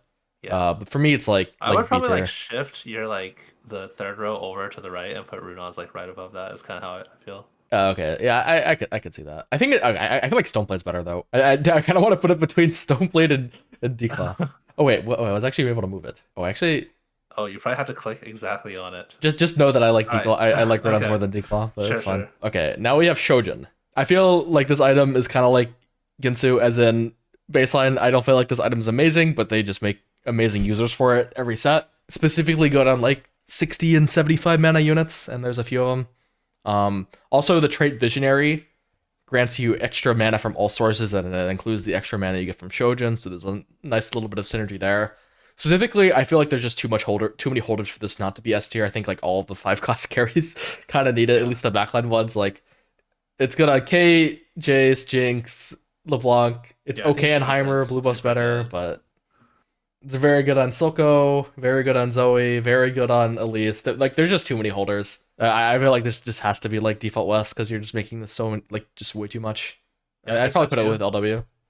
You normally get 10 mana per auto, so with Shojin you get 50% more mana, and just like due to multiplicative scaling, you want to like mix items that give you more casts and make those casts more impactful. And show out of the ones that give you more casts, you can have attack speed, Shojin, blue adaptive are your Yep. options. And for basically like the 80 mana units, blue is like one extra auto, Shojin's gonna be like several extra. Yeah. Just to put it this way, this set they made Shojin just better than attack speed this set for most of the units, so it's just gonna be ranked higher. Sometimes in some sets they'll make attack speed scale better. At least with like most of the 4 and 5 costs, they just want Shojin, and I think that that's even true for like a lot of the low cost units. That's kind of why we have like Ginsu Yeah, a I little think bit a like lot lower. powder definitely Yeah, yeah. is gonna be Yep. best in slot. Even like some of the AD caster units, Shojin is gonna be like really good on.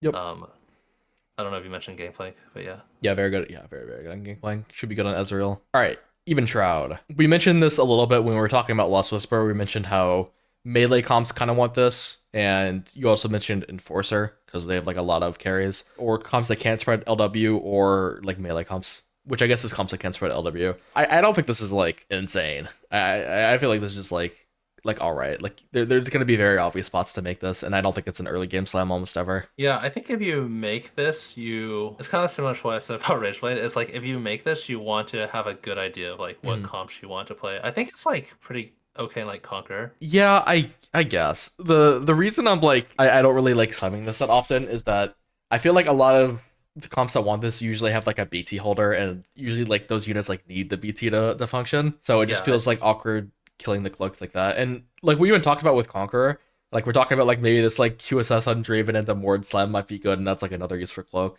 So yeah, Cloak is actually like really valuable. yeah, I kind of want to put this like with Rageblade, as in like it's a utility slam that you want to make this later. Most comps want LW, but if you have the extra components already, like just getting armor shred is going to be very very good in your comp. That looks good. Yeah, it's just not something you want to make early most of the time. Next we have Shiv, Magic Tread. We all like Magic Tread. The damage it does is like a little bit relevant, not really. The stats it gives is a little more relevant than the damage, I feel. The difference between like Shiv and Spark usually is just like if you can keep the Spark alive or not. If you can keep the Spark alive, I believe the Spark's usually better. Like Shiv is better to hit like to spread shred to the whole team, as in it'll hit the backline, but it like doesn't proc at the very start of the fight. So if you have like a low mana unit with blue buff, you'll get better value out of Spark. Most of the times you're really not going to be able to choose between Shiv and Spark. It's like you take one or the other based on the items you get dropped. But typically Tier is a more valuable component than Rod, and I think that's like definitely the case this set. I feel like Tier is super super valuable because of units like kind of need Shojin, and I feel like Arcane Yeah, is yeah. also insane, and then some units really want blue buff. So I feel like Shiv is worse than Spark because of that. Yeah, I think that makes sense to me. But like you said, since they use completely different components, you're usually just making like whatever you have left Yep. over. I kind of want to put Like it I know like you mentioned with Spark you don't like slamming it early. Like how do you feel about Shiv? I Same kind way. of I kind of feel the same way, to be honest. I think it's slightly better because you can use it as like a pseudo third item carry. I think it's Okay. fine there. Like the only times I'd be hesitant to slam this is like if I felt like I needed the tier for a mana item. But if I already had a mana item, I would like slam this early, like almost every single time. Yeah. So I'll put it like up here, I think. Yeah, a general rule of thumb I have for just all items in general is they give roughly about like 6 components worth. Like Deathblade and Deathcap are probably like the most like straight, and Warmogs are probably like the most straightforward. So this is like 1.5 bows, 1.5 rods. So it's like it's about half of an item plus the effect. So you can use it as, like you said, a pseudo carry item, but it's not going to be as much as like a full damage item. Yeah, that's a pretty good way to put it. Next we have Sterax. To me, this is like this item Titans and LW is all kind of similar in or not LW, sorry. This Titans and Edge of Night are all pretty similar in my mind. It's like the second melee item you build like after you build a healing item. This one specifically has more synergy with like max health. I mean, Titans has max health synergy as well, but specifically it becomes a little bit better if like I think it scales with healing more than Sterax, and it also scales with magic or AP more. And Yeah, then it's like each point of healing because of the armor and MR you get from Titans is worth more. yeah, and then Edge of Night is usually just for like specific matchups, or if your unit is like too squishy anyways. Right now, I kind of feel like Titans is better than Sterax, and Sterax is like better than Edge of Night depending on who has it. But Okay. I actually like Sterix better. then Titans, okay, I think that's that interesting. AP is not then Titans. I think Okay, Edge of Night is probably the one I value the least out of the three. But I think the AP on Titans to me doesn't make it that much more flexible. I guess like Echo. And then there's some units like Vi have a little bit of AP scaling, but I think just the Sterix after it procs is 50 AD, which is like almost as much AD as Deathblade. I just think it's like it procs pretty early as well. yeah, I guess Titans gives 50 yeah. as well. They They both get both get 50 when 50. when it procs. Yeah, that's fair. Um, Yeah, maybe I'm undervaluing or overvaluing Sterix compared to Titans.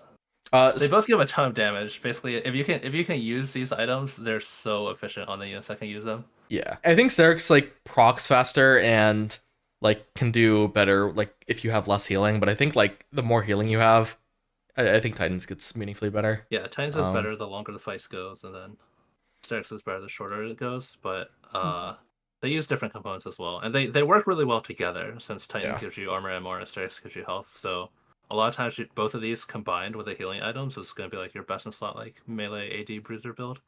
The way I'm thinking is I kind of want to put them both in A tier, but I'll put like Titans slightly above. Yeah, But I feel like that's just personal preference slash like what units are viable. If like a certain unit that wants Sterix over Titans is more meta than another, then it's gonna change. Specifically, last set we saw that with Fiora. Fiora really didn't want like Titans that much because like I mean she did heal, but she had like specific like Fiora herself had like more durability, so it was just like better with Sterix and Titans. Titans also like stacks faster, how fast you auto, so if your unit isn't autoing that much, it's like a little bit worse. Just like a lot of minor differences. Like okay. While you're like thinking about it, I also want to mention Sterix 2 sets ago used to be used as like a replacement Warmogs, but they nerfed the amount of HP you get, so yeah. you still can use this just as like a pseudo Warmogs, but it's going to be fairly inefficient. But sometimes if you're playing AP and you have like too many swords and belts, you can use that. Yep. Another thing is, I mean, this might be a little too obscure, but with like Trenchcoat, Sterix has like a really powerful interaction, Yep. and it's not that good with Titans. But like with Trenchcoat, it can proc like on the initial unit and also on the clones. That yeah, that makes sense. I feel like it just like toss up like whatever what was I was I mean, this is pretty similar yeah, whatever. to I'll just put I it think like like this. Spark and Shiv, where it's just like they build out completely different components, so you're not really like choosing between the two a lot of the times. True. Yeah, it's just like a bunch of minor differences and which one's better just depends. Next we have TG, these gloves. Currently, I don't really like TG that much, mostly because of how good LW and IE are. I feel like in AD specifically, it's just kind of hard to get rid of the gloves, and usually I feel like TG like delays 3 item carry, 3 item tank significantly, unless Yeah. you like have a specific like item augment.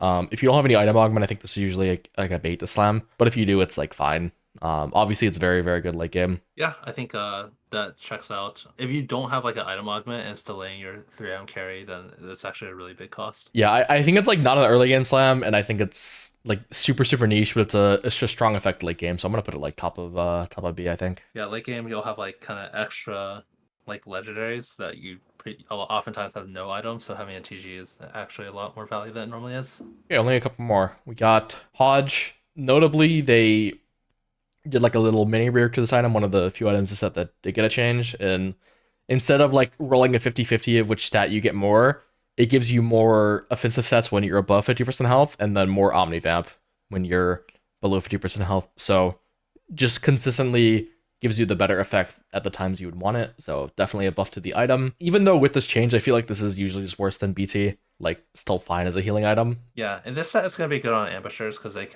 one of the reasons Hodge is not that good is the 20% crit is kind of a wasted stat a lot Yep. of the times. But ambushers will be able to use that, and then if you have like Infinity Edge for whatever reason on like a melee carry, it'll raise that value of Hodge. Yeah. In previous sets, like I think we were just bad. Everyone used to just put this on backliners like all the time, but Yeah. that's like just not a. That's just like not a thing anymore. Yeah. This was built so often on like AD and AP backliners. It's so strange. Yeah, I actually remember that, and I never understood it. But I guess the explanation is just like people didn't really do math. There's not a lot of the top TFT players like to do math, but Yeah, me neither. I back don't. when I was like a nobody in the scene, I was just like, dude, this gives way less damage than everything. Like, why would you build this? Yeah. I mean, I think we both started competing at the same time, right? Like set six. Yeah, that's it. I think people stopped building Hodge on backline around 6 and 7, but it was like super common like 5 in previous sets. I don't know. Where do you want to put this? Like, I feel personally like I'd rather just go like BT and have Sterix Titans than go like a Hodge setup, but I don't think Yeah, Hodge is bad. to me, this is like ambushers, or specifically if you have IE or JG, Mhm. um, on a frontliner specifically. Yeah. So like if you somehow have like So maybe in like the uh niche, JG Echo. like the niche Ginsu even shroud tier, I guess. Yeah, sure. All right. It's pretty niche. Like Yeah. when it's good, it's like it's not like the thing is like when the difference between like Rageblade is like when Rageblade is good, it's like near mandatory, but with Hodge, it's like when it's good, it's like basically the same as PT. Yep, I agree. Usually just BT is just straight up better. Next is Warmogs. Didn't change this set, but last set, I believe at the start of the set, they gave it I think it went from 8 to 12%. yeah, 8 to 12%. Kind of similar. This is why we're like hyping up the Sunfire Cape buff so much. Yeah. This item was really like bad until they gave it like they buffed it 4%. And now Yeah. like obviously it's like buffing off its own HP, so Sunfire didn't get double the buff that Warmogs did, but it did get a huge buff. Like Yeah. probably more of a buff than Warmogs did, just not like double. And this item went from like bad to like pretty good, and I think it's like stayed good the whole time. Oh, Warmogs is generically the best tank item. yeah, Like if you could just pop an anvil on stage 2-1 and choose any like pure tank item, I think Warmogs is the best one. yeah. Specifically, like it's only bad if like units just want the other stats more, but I don't really think that's the case this set. It's like a little bit less good on specifically shield tanks is the main thing. Yeah. Shield tanks that don't scale off HP, which is gonna be like your Blitzcrank and your Loris. But the thing is, like those like HP isn't bad on those units, just like other items become slightly better. But Yeah. I think Warmugs is gonna be very good on Garen, good on all the Bruisers if you're playing Bruisers, good on Alawi, good, very good on Mundo. He scales super well with HP. And just like a very good early game slam. I feel like this is definitely just S, but probably a little worse than last set because you're just gonna be building Sunfire a lot of your games with Belt. So Yeah, it's hard to build this since it's belt. Belt is a pretty valuable component. I probably put it like here with Arcane or something. I don't know. Okay. And that looks good to me. I think you could definitely argue that like Redemption, Nashers, Bramble, Adaptive like deserve to be like a tier lower, but I mean, who cares? Like you just know that like the order of this matters, and we have it in order. Yeah. I don't think there's like truly like that many horrible items. Like just generically, they all have like kind of a purpose, but you just have to make sure that you know what all the items kind of do before you slam them, I guess. Completely agree. If you like need to win streak for whatever reason, I'm fine making an adaptive on like 2-1. Yep, that is the items. Next, we're gonna look at anomalies. I don't really want to go through all of them because I feel like there's just so many. They're probably gonna change a bunch of them, and I mean, there's just so many. I don't want to talk about all of them, but we're gonna talk about like I guess what the anomalies do. Some like notable like some guidelines to picking your anomaly, and like some notable anomalies that we saw on the PB. Yeah, sounds good.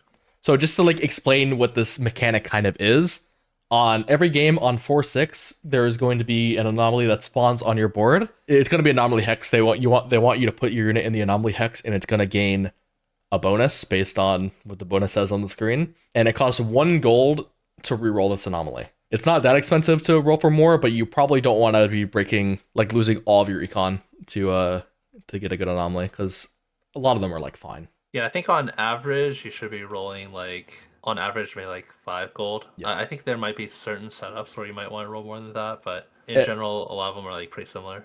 Yeah, and specifically, there's like carry anomalies, as in like anomalies that'll buff your carry either with like damage amp, AD, AP, or attack speed, like all of the damage stats you would maybe want. There's anomalies that give just tank stats. There's anomalies that give like melee stats, and then there's some unique anomalies that can give you like special items. There's anomalies that just give you like normal items. There's anomaly that can give you a component, or sorry, not component. It can give you an emblem.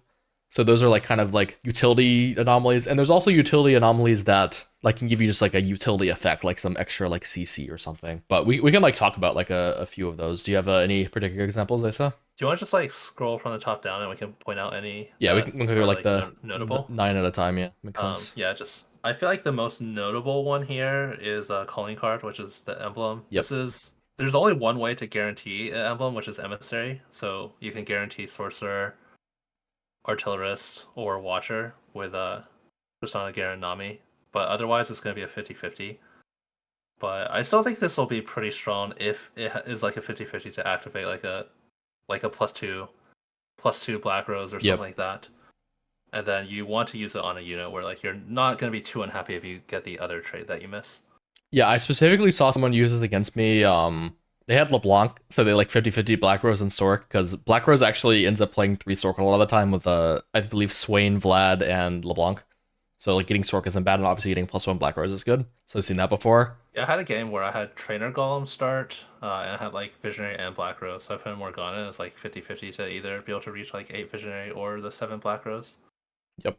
But this is like I guess just something to think about if that's an option. Yeah, But makes you sense. also don't really want to be like rolling 60 gold for this at the same time. Oh, another thing I guess should mention is you can't see an anomaly twice. There's about 60 of them, so like if you are very certain you want one specific one, you're guaranteed to find it in about 60 gold and like 30 on average.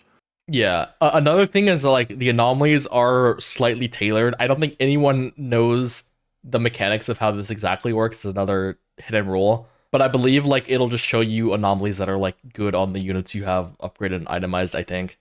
There's like specifically like ones that if you have a 3-star, you're gonna be very likely to see stuff that buffs like 3 stars, for example. Interesting. Okay. I did not know about that. I'll look out for it. Yeah, I don't think it's like perfect tailoring. There's definitely like you'll definitely see useless anomalies, but I believe if you Yeah. have like a 3-star Like AP specifically, item. yeah, if you have like 3 AP items on a unit, I think it'll give you like it'll show you AP item or AP anomalies more. I think, but Okay. I don't know the actual mechanics on it. I just know that it's somewhat tailored, somewhat. But I feel like the rest of these are just like either generic tank or generic damage for the most part. Yeah, usually unless like unless like there's some like very specific combat one that's just like way better than the others, you should just take the one that like fits your role. As in, like you just take like if you have an 80 carry, you just take the one that gives you 80 or attack speed or whatever. Same with mana, or same with like AP and mana. For this one, for like these sets, one I really want to call out is dual wielding. I think this one is fucking insane. You give up like your combat anomaly, but you just get 2 completed items that fit this champion's role.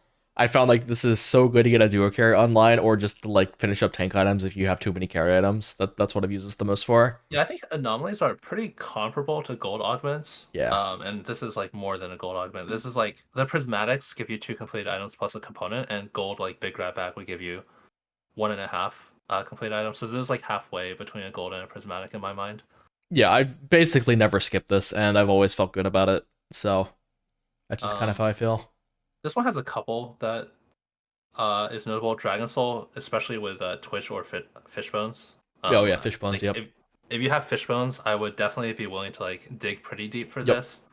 20% max health, true damage. Let's just say an enemy unit on average has like let's just say 1500 health. Hmm. That's going to be 300 true damage on almost every single auto attack. And Twitch is about like half of his auto attacks. He's gonna switch targets, so it's gonna be really good there. Yeah, that I mean that sounds insane. This is like less insane, but it is like some meme tech. If you have Spectral Cutlass, the artifact that makes you teleport to the back and back, if you take a deep roots with Spectral Cutlass and your unit like survives like teleporting back, it'll yoink like your previous target. As Wow, in does that always work? kinda. But the thing is like it's really easy to just kill a unit. But I remember But specific deep root makes it so tanky. Yeah. I don't know. The thing is, it's like it has to be targeting the unit. I think if Yeah, it's targeting something else, it teleports away. It'll like yoink that unit, but then it'll just go back to yoinking like the nearest. But I that's so had funny. specifically, I remember someone put this on like a Vi. It went or like I think it was like actually like Violet 3. It went to my GP, teleported back, and then yoinked the GP back to their backline, and it died. They still lost the fight, but it was funny just seeing the GP fly. I don't think this is like good, by the way. Like, don't do this, but it's just something funny. Okay. One is Cosmic Rhythm. I didn't quite understand if this would be like every 4 seconds, so I thought I was talking with someone and we thought it'd be good on Corky because his cast animation, and then but I think it only starts counting after he finishes casting. Oh, I'm not 100% sure, but I believe that's the case. yeah, I'm not sure who this would really be good on in that case. I think it's good on, I guess, like Powder being a 120 mana unit. Yeah, maybe just It's like basically just super high like mana. the higher your mana cost is, the better this is. Next set. Okay, I want to talk about Essence of Navori because this one is, I mean, at least my Twitch chat was confused by this. It reads max mana reduced by 10%, increased by 10% each time this champion casts. So what this means is that your max mana is not increased by 10% each time this casts. What this means is you get 10% more reduction each time this unit casts. So it's like good to cast more. This anomaly on Heimer makes him go fucking bananas. Like just very consistently one auto cast with like just a blue buff. It's probably good on some other setups, but specifically Heimer is the one I've noticed the most. Yeah, I mean, this doesn't start off that strong, but the more your unit casts, and Heimer's going to reach the cap very, very quickly. If you can reach the cap of 40% max mana reduction, that is an absolutely insane amount of scaling, just because there's not really anything. It's like full multiplicative with like pretty much everything else. Yep. This one seems just really strong if you're able to get to the 40%. Yeah, I've seen it like consistently pop off on Heimer. I've seen it a few times. It's kind of crazy. Yeah. I also kind of want to talk about Fireball. Every 60 mana spent, throw a 2x Fireball that deals 77% max health damage as true. I want to talk about it because it's currently like bugged in like a bad way. Because Okay. this would be, I don't really know how it works with Heimer, to be honest, but I know how Could this be works with. Kog'Maw in theory. Yeah, it's amazing on Kog'Maw until you realize that it doesn't actually scale with the range increase he gets. So, like, after people get out of his starting range at the end of fights when you're hitting backline, this like doesn't do any damage anymore.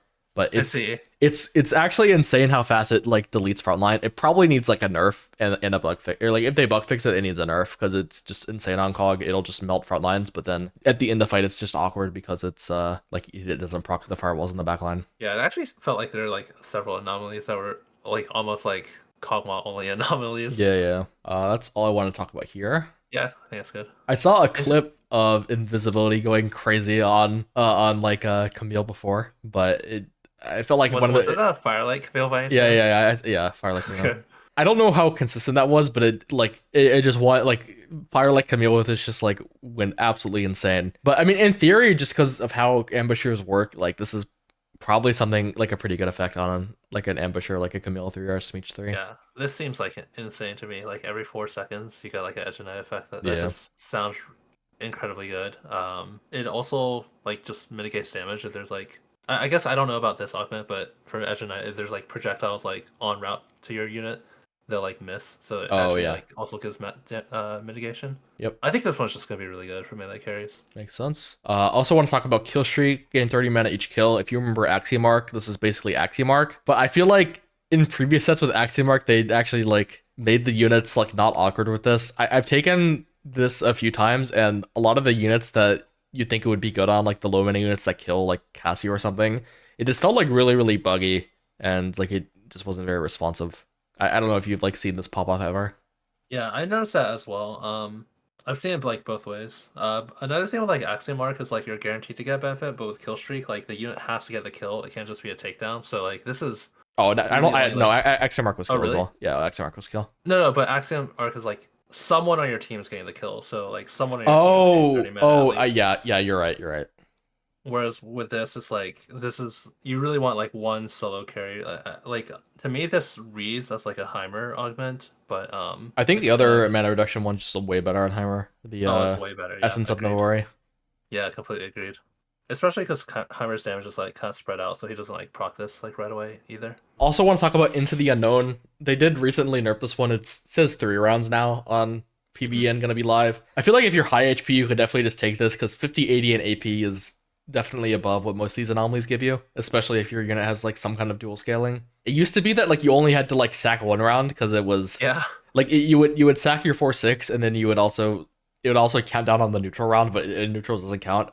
But now you have to sack your 4/6 and 5/1, so it's probably going to be a lot less spots where you take this, but you can still take it. Notable trick with this though is you can just you get so many removers this set because you get one on every neutrals. Just remover your carry with the items, and you just have you won't be down any items. And if you have like say you're like buffing a 1-star 4 cost, if you have that pair on your bench, you can just remove one of them, buff it with the anomaly, and then put your items back, and like you won't lose the effect when you upgrade it, for example. In that case, would you even need to remove her, or could you just put the one on the bench in there? Yeah, I guess if you have it paired, you would not need a remover because I believe you get the stats after like 3 rounds anyways. Yeah. But yeah, just make sure to not lose your items because Yeah. if you like sack the unit with the items, you will lose the items if you don't remove Yeah. or have a different So unit. minus 30 HP. Yeah, I think this one's insane. It does count item sets, right? Yeah, so it counts items, and like this is actually where having like multiple removers can be really valuable because it's based on what the units armor and MR with. So it like I had the last time I played a game, I was playing like 4 Sentinel and I had like 2 Infinity Edges and Last Whisper. So I removed all of them and put them on Leona and then ate the Leona. So the item gave a bunch of attack damage and also a bunch of armor and MR from the 4 Sentinel. Yeah. Note that this does take an item slot, but the effect you'll get is worth a lot more than the other anomalies, so it makes up for it. I think this one's really strong if you have the spot for it. Oh yeah, I agree. I took this and I didn't even know what skill out the item, so I like sacked a naked Draven too, and Yeah. it was still insane. And I'm just like thinking like, oh, what if I just actually put items on this unit? It probably just becomes Yeah. just the nuts. I think you probably want to sack. I mean, yeah, like just like you said, like an upgraded Sentinel seems like the best you can do because most tanks have like decently high base AD. I feel like this is definitely something you want to put on a melee unit, so like getting armor and MR makes sense from Sentinel. Yeah, if you can make use of the armor and MR, it's gonna be really good. I think like Vi can like kind of use AP, but really just like any melee bruiser unit this is gonna be really good on. I mean, if you really want to like plan ahead, what you could do is you could hold like 4 Sentinel, 4 Conquer on your bench, and like try to like set up your board exactly for this round, and then sack a Rel because it like Conquer gives a bunch of stats, Oh and wow, then yeah. Sentinel gives a bunch of stats, and then you just like give all your items to Rel for that one turn. You spend a bunch of money rolling for this. I don't know. That sounds like probably way too Disneyland. You probably just sack your like early game tank most of the time. You probably take this almost every single time unless you don't have like removers or something. Yeah, I But think this one's extremely strong. They actually buffed this. It's actually 60% now, but I thought it was really strong already before no, they yeah, buffed no, it, so. I agree. This looks disgusting if you can optimize it. The next set, one thing to mention is 1,000 cuts is extremely broken on Kog'Maw because he does like and every single auto he does a physical damage and a magic damage. It basically like procs twice on him, so he just does infinite true damage and he just kills everything. But I believe, I mean, That's gonna change, I think I think it's gonna get nerfed. So I That don't being think said, that's yeah. this is probably still best on Kog'Maw. Yeah, probably still insane on Kog'Maw even with the nerf. Trying to go these other ones. I just played a game against Phoenixa who has Slow Cooker on 6 Bruiser, and it was doing more damage than both of our like actual carries. Okay, interesting. Yeah, 4% max health if you're playing 6 bruiser sounds pretty good. Oh, and then the radius increases every. Wait, that's a lot. That's a. Wait, this looks insane. Yeah, I think the unit he had it on had like he had Bruiser Spat Mundo who also had Experiment, so it had like 5,000 health. 4% of that is what is that? 200? Yeah, 200 the every thing. second to AoE. Like Yeah, the thing that's intriguing me is just that the radius increases yeah, because that gets like huge really fast. I feel, but like on the other hand, is like it's probably doesn't do that much damage unless you're specifically playing vertical bruiser. I don't know if anything else actually has HP, yeah. I think but you want like if you have like if you just have something that has like 5,000 HP somehow, I think this is like really good. But other than that, it's probably not gonna be very good. can you really get that outside of vertical bruiser? I don't think so. You But, yeah, probably not. yeah. It's yeah, Experiment. So And, yeah, something. if you have vertical bruiser, think about it. Otherwise, it's probably Yeah. not a take. I've seen people play Nothing Wasted with Jinx just to Mhm. get like her third cast. I'm not sure how good it is. Yeah, this like affects like kind of intrigues me. I haven't really seen it pop off, for example, but in set 8 there was a specific admin that was mana on death, which was one of the best ones. And this is like I guess kind of similar. That admin was like flat mana. This one Yeah. is 100% of current mana. I don't know. I feel like it's a lot worse because current mana is Yeah. It's too yeah, unpredictable. yeah, I very, feel very like. unpredictable. But yeah, it could be good on like a Jinx 2, for example, but that's like I feel like getting a carry anomaly for a 5 cost is a little sus. It's like fine at PvE right now when you can be super greedy, but on live, I don't know. I feel like your spot has to be kind of amazing to go for a carry anomaly on a 5 cost, I think. I think there'll be like spots for it. I mean, when you're high rolling, but yeah. Yep. Okay, out of all these, I really want to talk about Ultimate Hero. I think Yeah. this I don't think Riot really thought about this one when they added it. Because like I mean it's just fun and like this seems like a pretty innocuous anomaly effect. Like you're turning a 3 star into a 4 star. That's pretty cool. That's like I don't know, like a slight power up. But the thing is, it's not a slight power up. It's an insane power up. The 4 star scaling is just so good on so many different units. And additionally, like I thought 4 stars were insane previously, but they added like on the post worlds patch for last set, they gave all the 4 star one costs an additional base like plus 500 HP, which just makes this insane. Like I'm kind of at the point where I think if you're playing one cost reroll at all, you just spend all your money looking for this because I think it's This way better is than all the other anomalies. Yeah, this is as good as like a tank anomaly plus a damage anomaly, and like maybe even a little bit more than that, depending on which ones. Because obviously they're not all the generic tank and damage ones. We haven't talked about all of them, but they're not like Yeah. perfectly balanced, obviously. But like for example, there's a tank one that just gives you 1,000 health. This will give 1,000 health and then also give damage on top of that. Yeah, for example, any of the one cost hero augments, you pretty much always look for this. I think I would save my all my gold for the anomaly to look for ultimate hero. I've seen it pop up on like Darius 4. And even for like backliners, it's fine. Like I saw like a Lux 4 or and like a Zyra 4. Like the thing is like those units aren't even the ones that really abuse this that much, but like it's still really good and still like probably one of their best. Should be really good on like even like Draven as well. I don't know, I just think this is just an insane effect. Yeah, I think this one's like if you can use it, I think it's just like the best uh for a single Yeah. unit. So I think it should be like nerfed in some way, personally. I think And a touch of frost is interesting. I'm not sure what units we use. I know I've had this on Malzahar, and it says ability cast, but it's actually ability damage. So it's like they're basically like permanently chilled. mhm. So I guess obviously you're not gonna have a Malzahar. I'm not sure who would spread this, but this ability reads to me like it's really strong if you're able to even have like decent uptime on it. Yeah, I don't know. I took this like when I was just carrying like a GP2 because I don't know if it was correct, but I felt like just like going for a generic AD wasn't like the best because I was carrying like GP Corky and like I had a Yeah. bunch of different carries, so I just took this one for like utility. This reads to me as like something that's good if you have a bunch of damage and you can like kill their frontline fast and like spread this effect. But I feel like it's probably not that good if the fights are slow Yeah. because to me it feels like something you just want to spread out and get like a chain reaction kind of thing. Yeah, yeah. I felt like maybe like Soko. I'm not sure. But then it Um, kind of has like the same issue in his comp, maybe. Also, like, want to briefly talk about Stone Skin. I feel like this is just like just low key super strong because I agree. 225 R is insane and like yeah you're reducing it by 10, but like 10 seconds into the fight you're still 125 R. Just use this solo frontline it like 2 star forecast tank or like reroll tank and it should be like so much frontline for you. I feel. Yeah, I completely agree. Even like when I was talking about Ultimate Hero, I mean, I was kind of looking at Stone Skin when I was saying not all the generic ones are the same. I didn't want to talk about like all of them, but I think Stone Skin is one of the strongest like tank generic Yep. ones. I mean, compared to Thornskin right below it, it breaks even on the on the defensive sides at 160. So it's at 16 seconds is when it breaks even, and by that time the fight is usually like decided. Mhm. Obviously, Thornskin does do some damage, but that's probably not the most relevant part of it.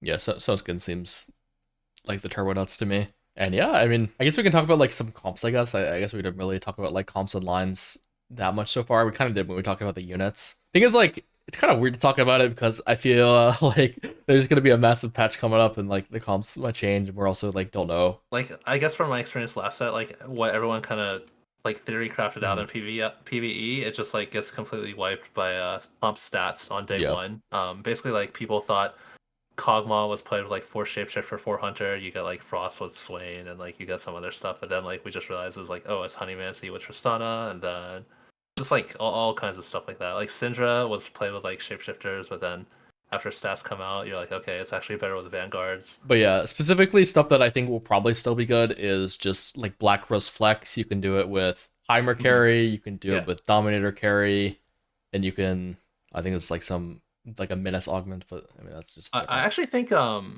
this kind of like Black Rose AP Flex to me like looks just like for right now, it looks like the most like fun way to play the game because you can carry like Elise, Heimer, or Soko, Yeah. and you can they can all like kind of use like pretty similar items. Yeah, So like here we have it as like Elise main tank, but yeah, the thing is like you can just play Elise carry as well if you just hit like more frontline and less of the other backline, and that's just perfectly fine because Elise is just an insane carry as well. I think I would actually probably prefer that most games, but I mean if you load up in your spot as like Silco 2, or Heimer 2, you can carry them as well and just go Elise as a carry. It's just or as a tank, it's just super flexible. we'll see how it plays out, but it feels like playing around 4 cost AP Flex and you can have all these different carries. Seems like it might be pretty nice, but we'll see. Yeah, another like line that should probably like they'll probably make this line viable the whole set, kind of like Portal. It's just gonna be like Vertical Enforcer, super strong early game, super straightforward item build. You put backline items on Maddie, move them to Caitlyn. You put melee items like Emil, move them to Vi. The emblem's really good, has some good augments, like a good trade augment. I feel like it's Yeah, just gonna be good the I whole really set. like this. I really like this Enforcer board. I think it's really strong. There's some like pretty. If you don't have the +1 and you play like 6 Enforcer, there's like a few like different combinations that like really cleanly slot in where you'll just use like all of the unit synergies. Yep. Like Elise for Bruiser plus Form Swapper, and then GP for like Pit Fighter with Vi, and then plus Form Swapper, and then like Rumble will give you Scrap plus like Sentinel with that. There's just like a lot of like clean synergies Yeah, you can play with you can play Enforcers. like Alawi with TF as like a dual melee with Vi if you have Enforcer spat, and just gives Emissary as well. And Bessa, yeah. Or yeah, invest. I mean, yeah, true. This is probably my favorite line. Is just scrap. We'll see how good this is after the GP nerf, but I feel like it probably is still going to be good just because of how much value the shields and the extra full items you get are. But yeah, this is one of the lines I've been playing by far the most on PB. Really Yeah, like I it. think the sport is really fun. You have an AP carry and an AD carry, so you can kind of use like all kinds of items, and if you don't want to use those items, you can just scrap them. And then probably the most common reroll you're gonna see is Kog'Maw reroll. Either with 4 Sniper or 6 Warden. It's super straightforward. You just carry you reroll Kog'Maw, Zeri, and Scar. You can go for like a Mumu, Vander, and Vlad as well if you have them. Yeah, it's just extremely straightforward, extremely simple, and very effective. I don't really want to go through like all the comps. Like that's just Okay, too sure. much. We I talked think the about Stanley reroll is going to be really good. I think the site has an A tier, but I think this one is insane. yeah. I don't know. I've liked it. I think I like it a little bit less than you. Yeah, I could be off in it. To me, it doesn't. I haven't really seen it cap that high, but that Yeah, could I'm just not be entirely sure, me just being because off. I mean, yeah, it's also in PvE that's like no one can kill Vander, but maybe on live people will actually be able to kill Hmm. him. I just like I feel like there's just too much comps to talk about, and Yeah, it'll I probably agree. look very different when like the set actually comes live. But that's just like a sneak peek of what we feel like the Um, meta might be shifting towards. But yeah, we talked I about guess one units. last comp I want to talk about is 4 Emissary. Oh yeah, sure. Because I think it's pretty not clear what units to add in with 4 Emissary. I think 4 Emissary feels really strong, but there's not like a really clear variation. I feel like I've actually just liked quick strikers and focusing on Mbessa. Yeah, that definitely could work. I feel like this the space for sure is not really Yeah, explored. I think yeah, like baseline you want to carry you want to have items on Best on Garen and then the rest of your board. Yeah, there yeah. are a It's bunch of super options. unexplored. Yeah, Yeah, for sure. fair enough. Okay, I was just wondering if you had like something in particular that you liked, but yeah. Oh no, not particularly. Okay, all right, sounds good. So yeah, we talked about some of the comps. We talked about all the units. We talked about the items. Talked about some of the anomalies. So that should be a pretty good rundown. Yeah, I don't know. I usually think these videos are too long, but then people say that like, oh, they don't even mind listening to yapping for 3 hours. So it is what it is. Hope you guys enjoyed the video, and yeah, bye.